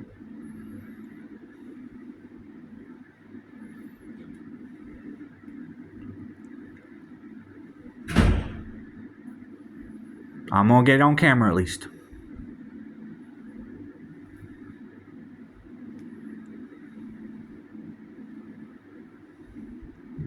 Cause I still got fucking packages I need to fucking get before I fucking take off, so.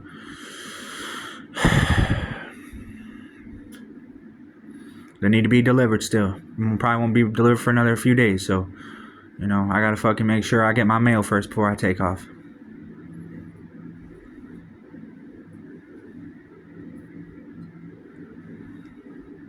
But to the best of my knowledge, I'm gonna be fucking alright fucking under that fucking tent cover in my tent. I'm telling you. Then ain't no pesticides gonna get through that tent cover. I'm telling you that right now. See? For the most part. Should be all set. Fucking hunker down in there until fucking the shit dries, and then, you know, probably like 4 or 5 hours. And then fucking come out and fucking ain't gotta worry about it. Really, you know? Fucking stay right inside that tent. I ain't even gotta fucking leave my cell when they spray, if I don't want. See? I'm spray while I'm fucking in the tent even.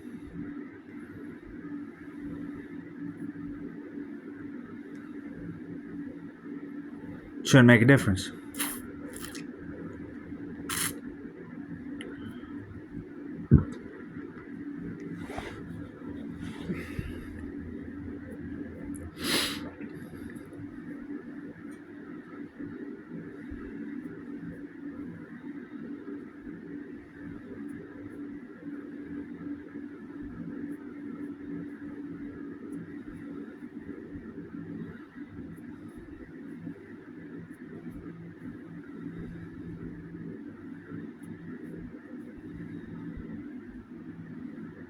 Fucking in and out.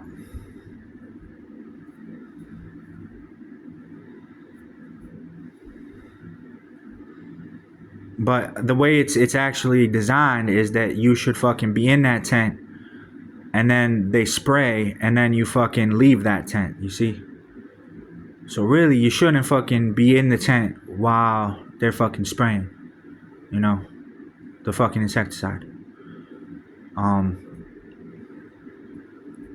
Ideally, in an ideal world, you would fucking not be in this room, period, if they spray that shit. You would fucking take this tent and you'd fucking hit the highway, bro. I'm telling you. In an ideal world. You wouldn't want to fucking stay in that tent while they're fucking spraying like that, man. I'm telling you. You would want to clearly understand. I'm repeating myself. I'm not going to repeat myself, okay? But I just explained to you. If you really understood the situation, you would fucking take the tent and you'd fucking hit the highway, bro. That's what you would do. That's what you would do. That's what you would do.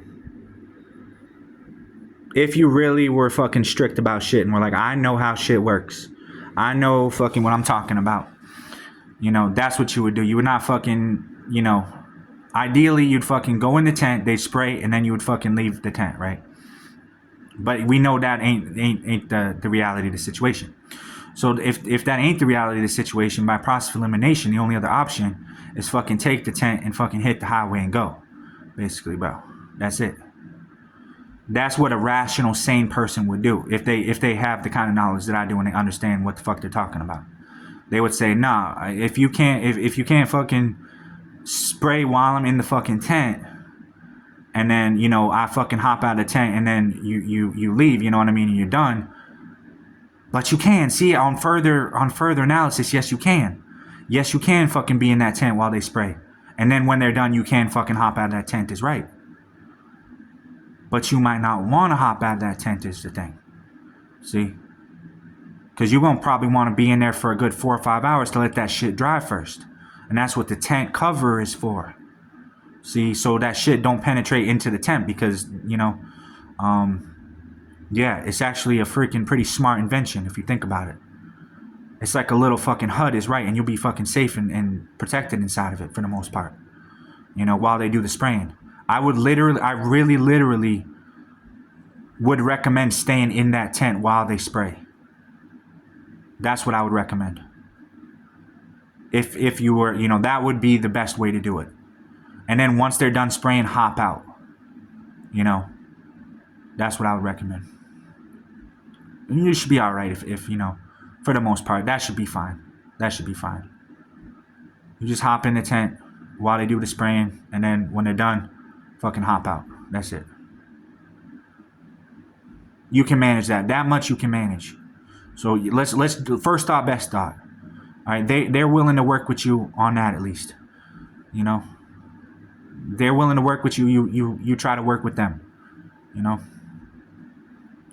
you don't got to be like a real stickler about this shit. You know what I mean? You got to try to, you know, deal with what fucking is happening in the present moment and not fucking be thinking miles in advance and shit, okay? You gotta be like, I gotta fucking improvise a way to fucking deal with this shit in this moment. That's how to do it. They fucking want to spray, you hop in that tent. All right, you got the tent cover on. There ain't gonna be no spray that's gonna get inside that tent, okay? You're gonna be safe inside that tent while they spray. All right, and then once they're done spraying, and then, you know, you can hop out of that tent. You should be all set. And then you can wait like 4 or 5 hours or whatever until you go back into the tent or whatever. There you go. Problem solved. See, I knew we could figure this out. I knew we could work something out. You know what I mean? Stressing about shit for no reason. You know what I mean? Let's be reasonable here. You know what I mean? So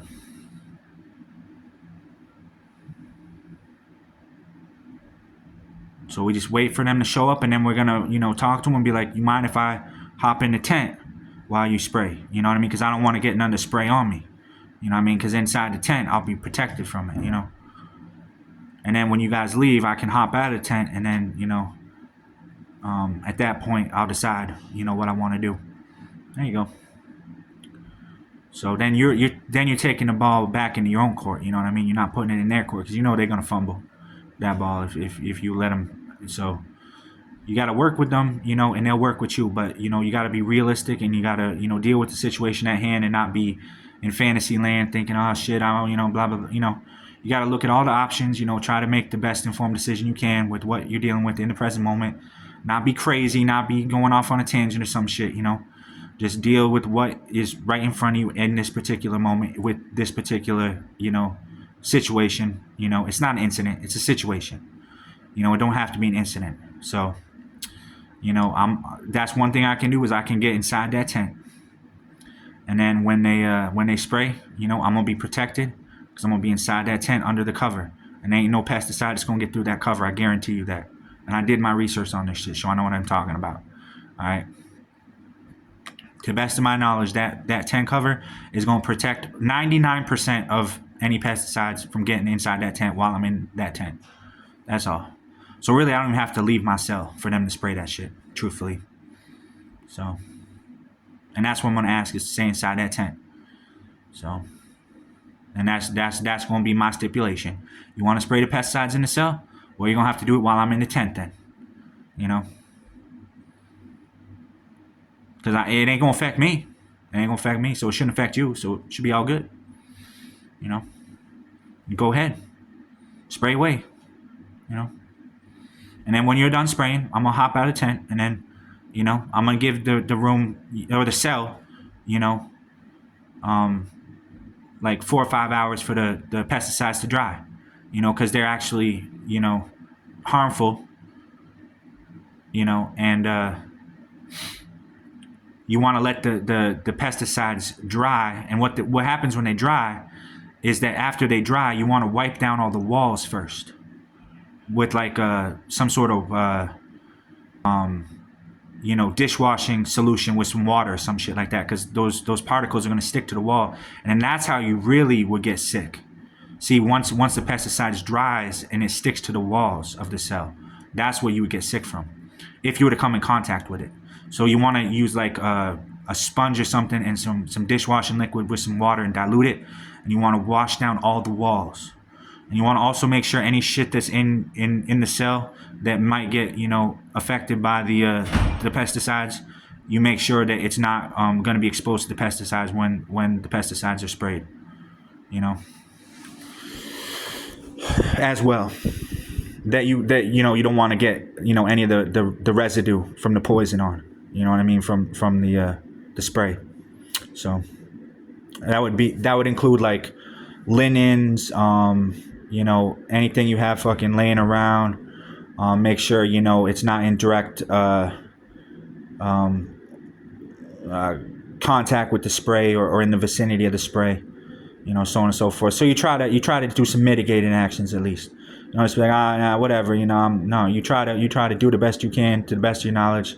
Handle the situation in the moment, and not just let the situation handle you. In other words, so I'm like, hey, you guys want to spray? I'm gonna go in a tent. You go ahead and spray. And they're gonna be like, okay, go ahead. There you go. Problem solved. Like so that's how it's gotta be. So. And I'm gonna leave that window open a little bit too, because I want to make sure that there's some ventilation in the cell as well.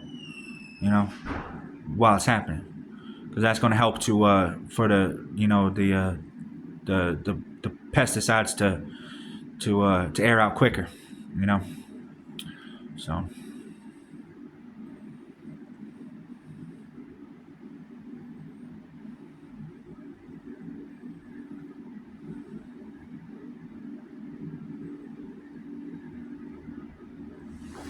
Seems like I got a plan. How about you all?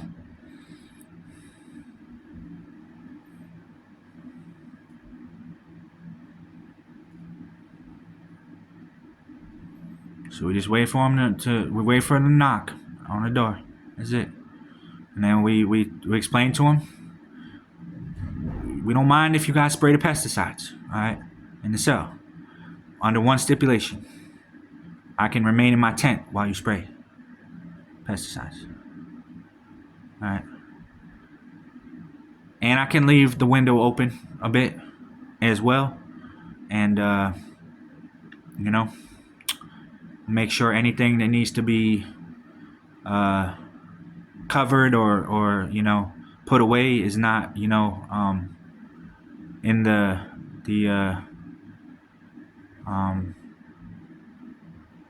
the vicinity of the spray or whatever, and that's it. You know, they're gonna spray. I'm gonna stay right in here, boy. I'm gonna say, go right ahead.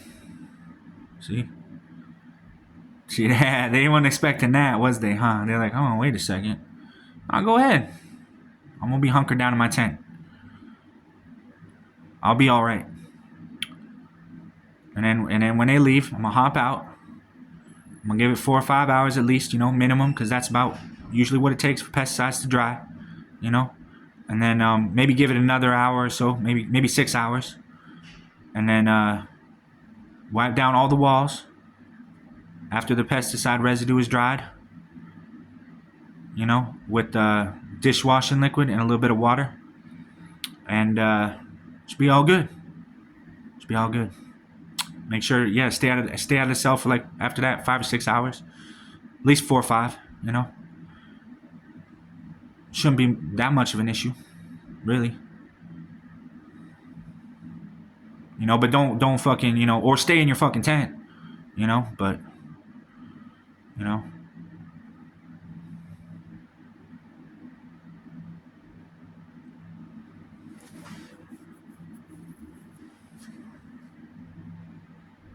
But as long as they're willing to let me stay in my tent as they do the spraying, let them do it.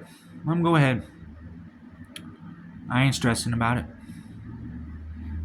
If that's what if they're willing to spray while I'm in my tent, and they know that tent is going to protect from that spray, then they can spray all they want. See? Spray all they want. Because that tent right there is going to protect from that spray.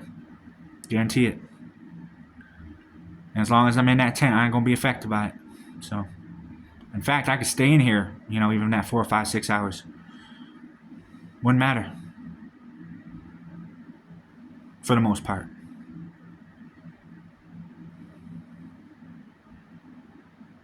That's how insignificant of a thing it is. Insignificant.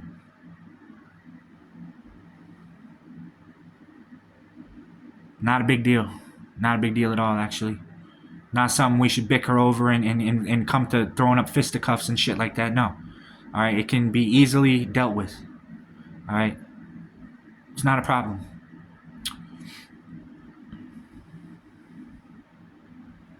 I stay in the tent while they do the spraying. And if I choose to stay in there, maybe I'll even stay in there for the 4 or 5 hours. As the poison spray, evaporates, and dries on the walls. But it ain't gonna get in my tent, I'm telling you that, for the most part. Because this cover right here is gonna protect me from it mostly. There's a few spots, it don't cover it entirely. There's a few spots where, but for the majority of it, I think I'm gonna be all set. I ain't worried about it. Bro, I'm really not. Really not. So, I think it's one of those things, you kind of have to look at it as like, what society said, it's the conventional truth, right? Bug spray is bug spray. All right, it's not lethal, you know what I mean? It kind of is, according to what, the general consensus is of bug spray. Yeah, it sucks. Nobody likes, having to, have their cells sprayed with bug spray, but it is what it is, kind of, you know what I mean? Generally speaking, that's kind of the norm in today's world in which we live. We have to deal with that sort of shit. So we have to find a way of dealing with it and not just running away from it and, or whatever, and getting all, pissy and shit and throwing our hands in the air and, fucking, it is what it is. You know what I mean? Not saying that's right and not saying that I agree with that, but that is the reality of the world in which we live, where there is such thing as bug spray, and we do have to deal with sometimes fucking having our cells fucking sprayed with bug spray. It's not to say that's incorrect and not to say that it's correct. I don't necessarily choose to take a side on that, but I do recognize the general consensus of the population regarding such spray, and I don't reject necessarily the general consensus, which is it's not really something to be afraid of necessarily. You know what I mean? For the most part. So I acknowledge that fact.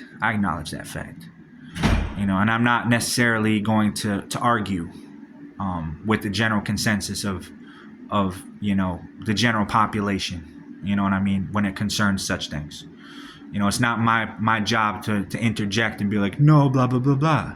No, I'm gonna say, okay, well that's the general consensus. That may not be true. That may not be the reality from an ultimate perspective. Like, there's a lot of other ways to look at it. There's other people who have different opinions, blah blah blah. Do your research. But I do acknowledge that that's the general consensus of these particular types of poison sprays that they use.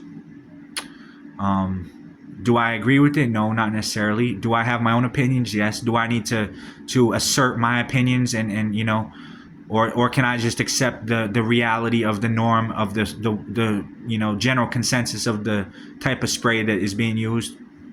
I understand. You know what I mean? I'm not here to argue that, necessarily.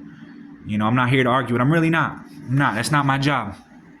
I'm not here to convince you otherwise and be like, no, the spray is poisonous and blah, blah, blah, blah.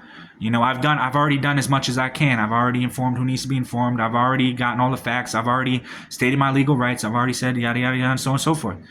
If after the fact, then I'm like, okay, I need to leave and this is bullshit. Okay, then maybe if I decide to leave at that point, then, we'll cross that bridge when we get there. But at this point, I don't really see a need to. You know what I mean? So...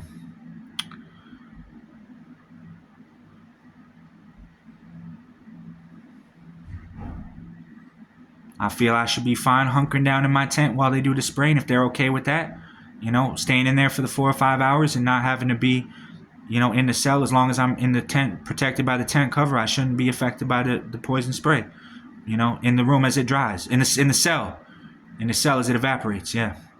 Let's be clear now, all right? This is a cell, there's 4 walls, this is a cell, okay? I don't have, this is not an apartment, this is a cell, okay? This is a prison cell. So it's a little different situation. So if we choose to go inside the tent where we'll be protected from the pesticide spray thanks to the tent covering, that's a reasonable compromise, is it not? I'm not just going to sit in here and be like, oh, go ahead and spray the whole fucking cell. Not exactly. While I fucking just sit here and breathe the shit in. And when for a fact, generally speaking, when in regards to such kind of pesticide sprays being used in commercial applications, but again, this is a federal facility, and now segregation is somehow is no longer illegal anymore or something, according to the new the new law. So maybe they want to use, maybe they're using it for whatever purposes. Maybe they're using it for some other purpose. See, so this is why I say question these things. You know what I mean? Question these things. Question. I'm not saying you gotta necessarily do whatever, but I'm saying at least question and try to be informed and try to understand your rights and you know what I'm saying. Like, if I absolutely have the right to fucking take off and just be like, nah, I'm not coming back and I ain't paying rent no more. I refuse. I'm going to live in the woods. I can absolutely do that. And would that be the best thing I could do? Probably. If I was really fucking, on my shit and 100% stood by what I say and what I believe and all that shit. But then again, we got to kind of look at the reality of the kind of world in which we live in, and then we got to also apply the legal perspective as well, which is now that in federal facilities, segregation is no longer illegal per se, even though they still have to follow those laws though. That respect civil rights and things like that. So yeah, keep yourself informed about these sort of things. And that's all I'm saying, guys. I'm not just saying just accept anything, what people throw your way. You got to question, the shit. You got to be well informed. And then by making this video, I've asserted my rights. And if they do fucking spray the spray and it fucking ends up causing some fucking serious problems, which it already has in the past, and if it continues, then we have the evidence that we need so we can actually, bring it to court or whatever. So I've done everything I can, So at this point, we'll see what happens, guys, It's going to be on video. So I saw the truck out there, the rotex truck or whatever. So I know they're already here.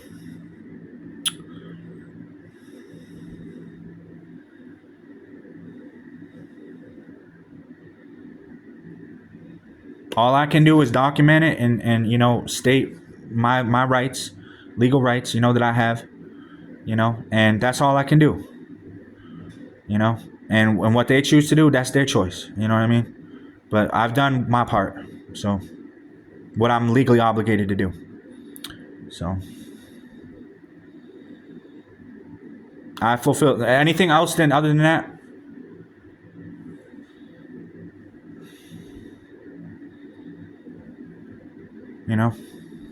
I don't really have to fucking do anything, really. I don't have to fucking say a word. But I should get it on video, though, at least. I should get it on video. Just so they can be like, okay, you fulfilled your legal obligations, Konchok Champagne. Now we've also fulfilled ours. That's it. That's called mutual compromise, guys. All right, and that's what what we need to do. I feel. We need to hold each other accountable. We need to work together, not be against each other. Follow the laws. Make sure that you're doing your part to stay well informed, and not just because eventually they have to make sure this shit looks good on paper too, not just me on video saying shit. It's got to all pan out eventually and be like, okay, this was done the right way. That's all. So that's what we're doing. So that is great, man, to have this kind of technology where you can do this kind of shit, because it really does solve a lot of problems. It honestly does. Where you can just be like, let me just video document this shit, and it's squared away, taken care of. No problems, like no loose ends, nothing like that. You ain't got to worry, shit wasn't done right. It was a half-assed job or something like that. Now it's done the right way, by law, everything legally legit, crossed all the T's, dotted all the I's and all that shit. Everything's legit. Ain't got to worry. See, this is what I'm saying. We strive for perfection. I'm not just saying, fucking put your hand up and be like, no, fucking to every fucking little thing. No, I'm saying, fucking do it the right way. Like let this be an example of how fucking shit is supposed to be done. For future people who want to, learn their rights and learn the right way to deal with shit, and try to help themselves and others. This is the way to do it. So.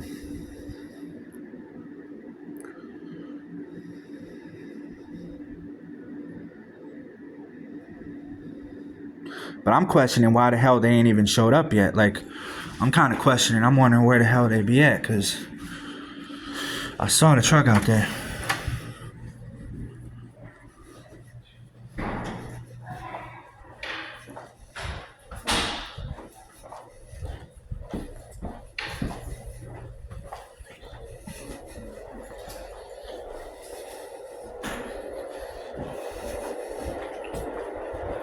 Let's see if they're still out there. I'm just talking for no reason.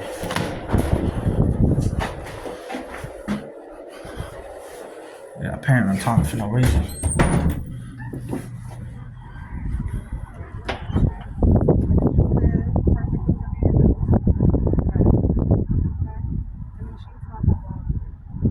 Sam, were the rotex people here? Rotex, but that wasn't the bug spray people, was it? Oh. Shit, I thought it was. That's why I was like... No. I thought it was like Rodex or some shit. No, it was Rotec, okay. I was confused. I was thinking they were going to spray today. Oh, okay. Do you have any idea when they're going to... I don't know until they show up. Okay. Sorry. Yeah. But if you need help with it, just let staff know.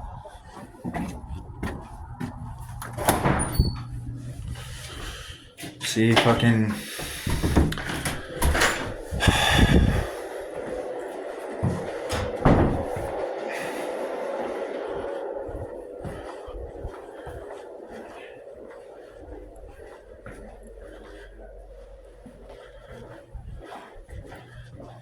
She don't know when they're gonna show up. It was Rotec, not Rodex. Okay.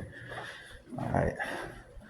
So we were confused by one letter there. It wasn't even the fucking dude that's the fucking spray the shit. Okay. Oh well. Well, now that ain't stressing as much, but bought ourselves some time at least. So.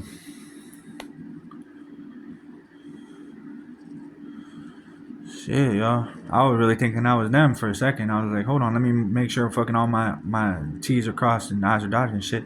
So I guess all my T's are crossed and I's are dotted now. So when they fucking show up, you know. But I ain't gonna stress about it now. I already said what I need to say, so it should be all legit now. Like I already said, legally, I already, you know, did my part. So, you know.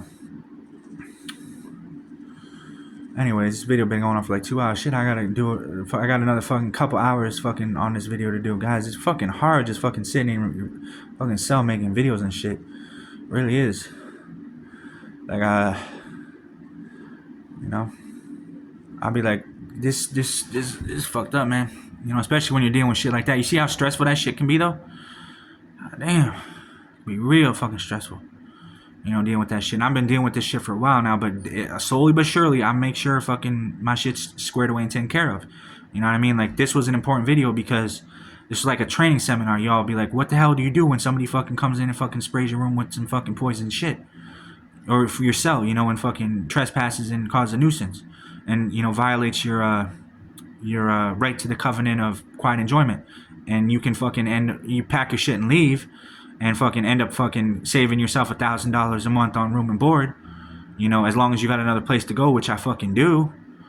But, you know, is that necessary? You know, fucking make sure all your fucking T's are fucking crossed and I's are dotted and shit like I am. You know what I mean? Fucking, we'll cross that bridge when we get there. But apparently nobody fucking knows when they're gonna fucking show up anyway. So that's what I was like, maybe that was them, but no. I was just being extra cautious, so. But apparently, that was not them, so. Some crazy shit, huh? Like, what the see that shit, hold on. God damn it. I don't even know no more. Anyways. So that was a bit, that took like 2 hours right there, bro. That's your meditation practice, in other words. Like, what's your meditation practice? Fucking walking around and fucking what does that accomplish? You know what I mean? So, but I needed to get a walk in, and hey, man, it felt good to get some fresh air. Really did. And fucking came back here, handled my shit. You know, I got like, first I was like, I ain't putting up with this bullshit, and then, you know, today I made another fucking video and was like, all right, now I'm gonna fucking state my legal rights, and fucking whatever you guys do at that point, fucking I did my part. Fucking, you know, I fucking made sure it's all legal. So at that point, like, whatever happens, man. Like, at least I got it on video. So ain't nobody gonna be stressing like, oh shit, we fucked up, you know, blah blah blah. Nah, you know, I made sure to document everything legally and everything the way it's supposed to be on video, which is just as good as in writing, as far as I'm concerned, you know, because a video testimony is just as valid. So yeah, this is good, man. This is good news. So this seems to be actually turning like for the better, possibly.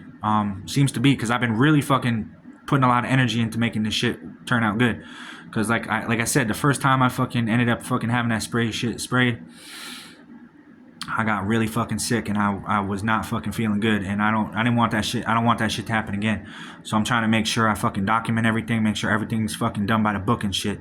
You know what I mean? So I don't want to fuck up and end up fucking not making sure all my shit's legit, and then end up fucking 10 steps back. You know what I mean? Because I'm fucking trying to move in a forward direction. So, you know, anyways. But, man, it's crazy in here. See what I'm talking about? So I'm talking about, like, you got to be fucking smart. I mean, even in the fucking business I do, you really got to be smart in business. Like, spiritual business, but still, you got to be smart in business. Like, even if it's like a dharma business, you got to still be smart in business. Like, and if you're not smart in business, fucking expect your shit to go fucking under, bro. So when I'm talking about business, I'm talking about business, guys. What I just explained, that's not crazy talk. That's fucking business. And when you understand this shit, you better understand how to run a business, because your life is also business. And if you let shit slide in your business, you know, then your life is also going to suffer as a result. You know what I mean? So you want to make sure you fucking are up to date on all this shit. Make sure you're doing everything to the T, man, when it comes to this. Some people are like, nah, business ain't important. In fact, business is more important. You know what I mean? Like, a lot of people, they don't really, they don't want you to know how important business is in a world in which we live like this. Business is one of the most important things, if not the most important thing you can learn to do and learn about, you know? Because it's going to help you a lot in life. It really will. You know, when you're like, I gotta fucking follow a certain fucking strictness of a standard and shit, and not just let shit slide, you know, and just let whatever happen and fucking things gonna work out on its own. Nah, you gotta make sure you keep track of everything. You gotta fucking make sure you keep a log of all this shit. You gotta make sure you do your research on the law, everything. You gotta make sure you have a good lawyer. You gotta make sure you talk to the judge. You gotta, or he, you know, you go into court and you got a brand new suit. You're looking good. You make sure to fucking say your 2 cents and all that shit. So, you know what I mean? To make sure this shit's legit. Because sometimes you can't avoid some certain shit. But you got to make sure you do it by the book, though. If that's the way that it has, you know, has to go. You know what I mean? Make sure that you cross all those T's, dot all those I's and shit. And you make sure you fucking make a reasonable, logical fucking, you know, argument at least to why and the reasons why you're fucking doing shit. And you back it up with some proof and some evidence and shit. And eventually fucking shit will stack in our favor. And fucking we'll be out of this, you know, situation, hopefully. You know, and it'll be working in our favor rather than to our detriment, at least. You know what I mean? So that's what I'm trying to say. Like, this shit don't change overnight. Y'all see, like, you know, how bad shit has gotten. Like, this didn't happen overnight, and it's not going to change overnight. It's for those who are in it for the long run. So I'm trying to, you know, teach you guys how to keep this shit going for, like, lifelong. Not just, let's just have a quick run and then, you know, like, reap some quick benefits. Nah, this is for those who are in it for the long run, who really want to put in the work and really want to see the results. You know what I'm saying? So this is not some made up crazy quackery shit, you know what I mean? This is some real shit I'm talking. So like I'm trying to help y'all, and by hopefully making these videos and, you know, y'all understand that.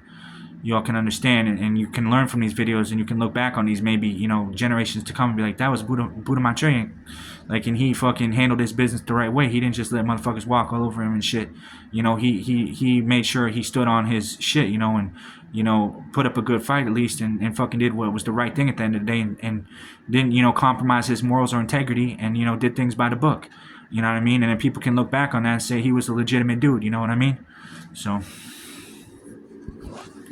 didn't fuck people over, didn't, you know, have to fuck people over to get ahead, and you know, do bad shit that, you know, wasn't, you know, according to his conscience and shit, you know. So anyways, so yeah, now we're chilling. We ain't gotta worry for a little bit. It's been literally like probably like 2 or 3, probably like I would say at least 2 or 3 months maybe since they last sprayed the pesticide shit. So I'd be feeling pretty good right now. And I'm just making sure all my T's are crossed and I's are dotted and shit if they have to come in and do it again, you know what I mean? I'm still waiting to hear back from my lawyer, but I made sure, like I said in this video, you know, to make sure everything was legal and legit. So if they do fucking, you know, end up having to come in here or shit eventually here, I made this video so that from my end, I made sure I did my part to make sure shit's by the book and fucking legit. So it's all I can really do, and that's all I really need to do. You know what I mean? So I've done my part, and now, you know, it's their turn to honor their obligation or whatever, you know. So you got to meet them halfway. You know what I mean? So it's not a one-way street. You know, it's not. So anyways, but you see how it is having to deal with business and shit all the time. Like, I don't really have much time. Like, it fucking takes up a lot of energy. I'm just one person, you know what I mean? But I'm trying to fucking run my life and my business at the same time. And sometimes it can be a lot, man. It really can. Like, y'all see, I just was walking around making a video, talking and shit, you know? And fucking, you know, but there was a purpose to it. I mean, at the end of the day, like a training, seminar, whatever. So, yeah. And now we're like, what the fuck do we do? We just got bamboozled. We thought they was coming in and spray. We was hoping. We're looking forward. No, be happy that shit didn't have to happen yet.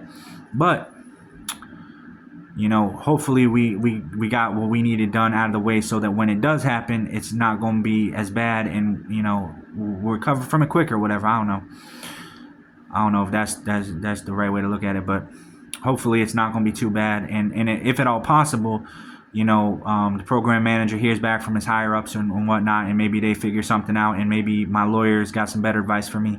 So I'm gonna keep y'all updated and shit on that. So, but for right now, man, I think we did as much as we could. I'm a little bit tuckered out. I think I might just cut this video short. It's been a couple hours, so.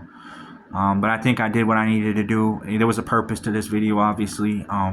You know, concerning the pesticides being sprayed and everything, and shit. Like, I'm kind of probably gonna take a break. I'm gonna, you know, do some more YouTube or whatever a little bit later. I'm gonna try to upload this video, and then you know, I remember I was saying before how, like I said, like, make the video, then shut the phone off, and then upload it after.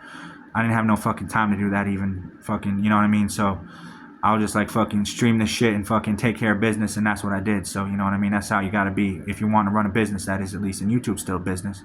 You know what I mean? I might not make no money off it yet, but I still am trying to work towards that eventually. So you know. But even for right now, just, you know, being able to document the shit that I have to document or whatever for legal purposes, even, you know, for court, for whatever, you know, is good enough, I guess, you know. So they're really helping me out too, because they do, you know, they're able to, you know, watch these videos, or, you know, and see what I'm saying and make sure that it's legit and everything. I'm not just talking out my ass or whatever, you know what I mean? So anyways, thank y'all for watching, and appreciate it. I'm gonna try to see if I can't make another one of these videos coming up here soon. I don't know. That was not easy making that video, guys. I hope y'all really appreciate that, and that I said some shit maybe helped you a little bit. And y'all know I'm fighting for my freedom and all my rights and all that shit in here, and trying to get out of here.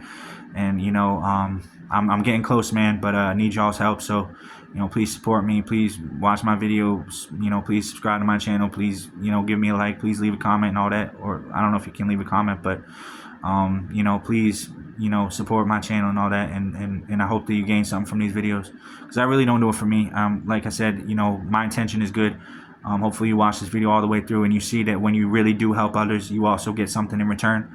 And this is starting to pay off, because I'm starting to see that, you know, my videos are getting better, and there's starting to be some cohesion in my life, and my life is really becoming like, you know, a movie or some shit, you know what I mean? It's really becoming like that. And you know, I'm thankful for that, and you know, I'm really grateful, you know, that I have an opportunity to do this sort of thing. So thank you all for that. You know, I don't really ask anything in return. You know, my art, my work speaks for itself, at least I feel. And that's thanks in part to y'all. So I appreciate, you know, giving me an opportunity to be able to do that, you know, because I really do think that's what people need to see and want to see. And that's the thing, that's the biggest thing right now. So I'm glad to be a part of it, and I'm glad that I've been able to stay on top, I guess, as long as I have, or do as good as I have for as long as I have, you know, and have the run that I've had, and still keep on going. So, and you know, thanks to all my fans and supporters and everybody who's, you know, collaborated with me or helped me in the past, and anything like that in any capacity, you know, business wise, financial wise, musically, you know, television, anything. You know, thank y'all for that. And like I said, y'all, for being happy for me, you get 10% of good karma, because I really do it for karma at the end of the day. It's not necessarily about the money. So yeah, but it's good to have money still. So, but that's crazy, man. You know, I explained some crazy shit today, man. So I think the purpose behind this was that, you know, they know the shit that I'm saying is true, and they're supporting me, and they're like, you know, we don't want you to die, but we have to use your life in a way that is most beneficial to all, you know what I mean, at the same time, because we can't just expose this entire fucking world for the shit that's going on, because the world is not ready for that at this point yet, which is exactly what I said, right? But eventually it will be, and then y'all will see eventually the shit I'm talking about on this microcosmic level, about all the shit I just said about the mentally ill people and all this, you know, and me, you know, people being killed and blah blah blah, and to kill me and all that, is just on a smaller scale, but will eventually be exposed on a larger scale as something that happens worldwide, and is not something made up and crazy I'm just talking about. All right, and I encourage y'all to research more into it and continue watching my videos to see, you know, how it transpires, because it's gonna be interesting. So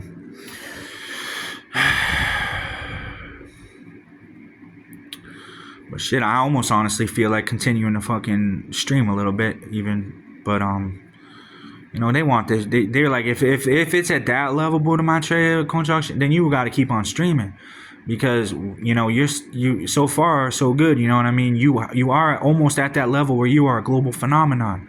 Like, if you want to make it, you're close, man. You really are. Like, you really do have to risk your, like, I'm risking my life making these videos, is what I'm trying to say, guys. Like, the shit that I talk about and the shit I expose on a global level, the world will change, bro, very quickly. I'm telling you. You will see the world change once it's reached that level that I'm talking about. The shit that's going on on a microcosmic level from the videos that I'm making, and the shit that I'm you know doing. It's gonna, once it's on a global level and you see it on a macrocosmic level, not just a microcosmic level, you're gonna see that I'm not crazy and all the shit I'm saying is true. And they know that, and they don't want it to be exposed. And this is why they want to try to give me a chance, right? But at the same time, I know though that chance, even if I don't take that chance, I can still expose the whole fucking global cabal and shit. I can still, you know, on a macrocosmic level, change the entire world and make it into like a heaven on earth rather than a hell on earth. You know what I mean? So even if they give me the benefit of the doubt and be like, maybe what you're saying isn't total, complete, and utter bullshit, Buddha Maitreya, Konchok Champion, maybe, you know, we'll give you the benefit of the doubt. You know?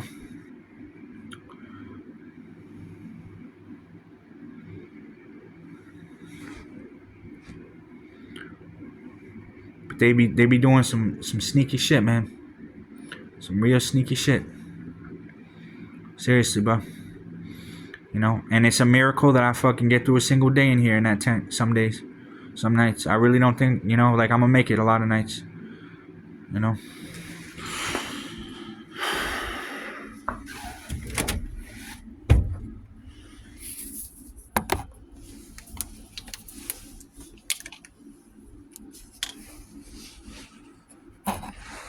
Might as well have a water.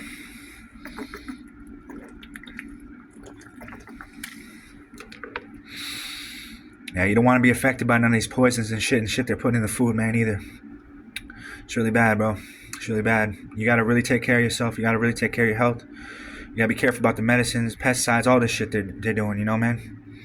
Spraying that shit in your cell, like you're looking at it as like it's a necessary evil or some shit. You know what I mean? But you gotta do the best you can with whatever shit you're facing. You gotta look at it, the bigger picture.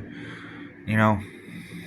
I'm not saying you can fucking finagle every fucking little thing, you know, to work out right, but you gotta try at least to fucking finagle some things to work out right, you know what I mean?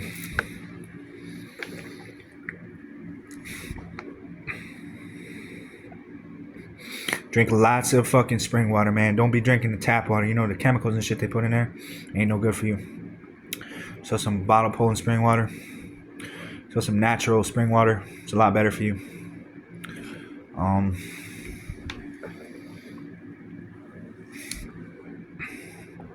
And that's a real good habit to have, actually, is buying spring water, because it's one of those things where, like, it's like with the pesticides, it's so much easier to spray the pesticides, you know, and just whatever fucking, but then, you know, at the cost of what, you know what I mean? It's the same thing with water that we drink. We're like, it's a pain in the ass to have to buy fucking bottled spring water, but then again, the health benefits far outweigh, you know, the fucking tap water, you know, that you have to drink. If you fucking decide to drink that instead, like, you end up fucking regretting that shit down the road, you know. It fucking kills brain cells or whatever the fuck it does, you know.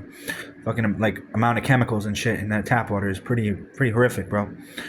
But then again, they say there's also a reason for the chemicals in the tap water, because if you didn't have the chemicals in tap water, then you really couldn't use the water, you know what I mean? So then you're basically wasting water that otherwise could be used, you know, like for drinking or washing. But I think generally drinking tap water is not really a good thing, you know what I mean? Washing with it, I mean, if you have a purifier, you know, it's better, you know what I mean?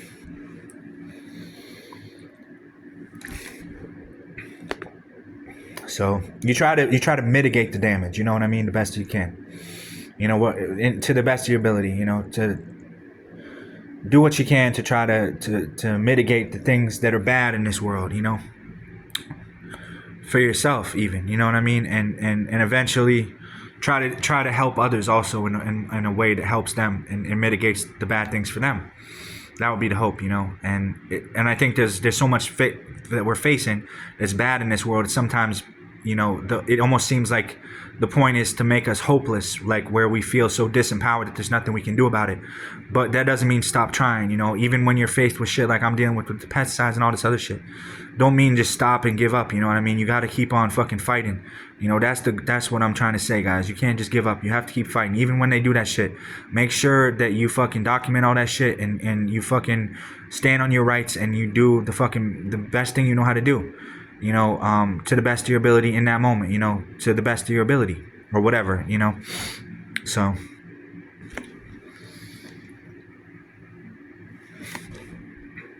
and when possible, don't fucking let that shit affect you, you know. Obviously, the shit that's bad in this world that we're up against is far worse than the good shit that we have on our side, you know what I mean, to help us, it seems. So it really is it's an uphill battle. But I feel like in the long run, it's going to pay off, you know what I mean? So we have to look at it like that. It's like for the real warriors, like, you know, for that are in it for the long term, like that say, you know, I'm willing to keep on fighting regardless of the shit I have to deal with and am up against. I'm gonna still fight, and I know I'm gonna win in the end because good always triumphs over evil and shit. And I feel like that's the same with all this shit: the pesticides, the tap water, all that shit, medicines, you know, psychiatric medications, vaccines, all that shit. You know, it's the same thing. It's all grouped in the same category, you know, of what I'm talking about here. So, yeah. Anyways, well, we got at least a bottle of spring water out of it. So thank y'all. I guess that's my payment for today. I'm gonna end this video now, probably, because that's my payment. So I had to pay myself for making a video for y'all for free. So, anyways, yeah. But that's my offering to you. So it's hard, you know. Some days it really is. You know, and not gonna say that you're not gonna have your bad days. You know what I mean? Like we all do. Some days you don't feel like keeping on fighting, and you know you want to give up, but you know, don't give up. Keep on fighting, and you know, hopefully you gain some encouragement from this video, and I hope it has helped you some, and to keep on fighting as well, and keep on going. Yeah. So, you know, that's my message for today. Thank y'all. Bye bye. Take care.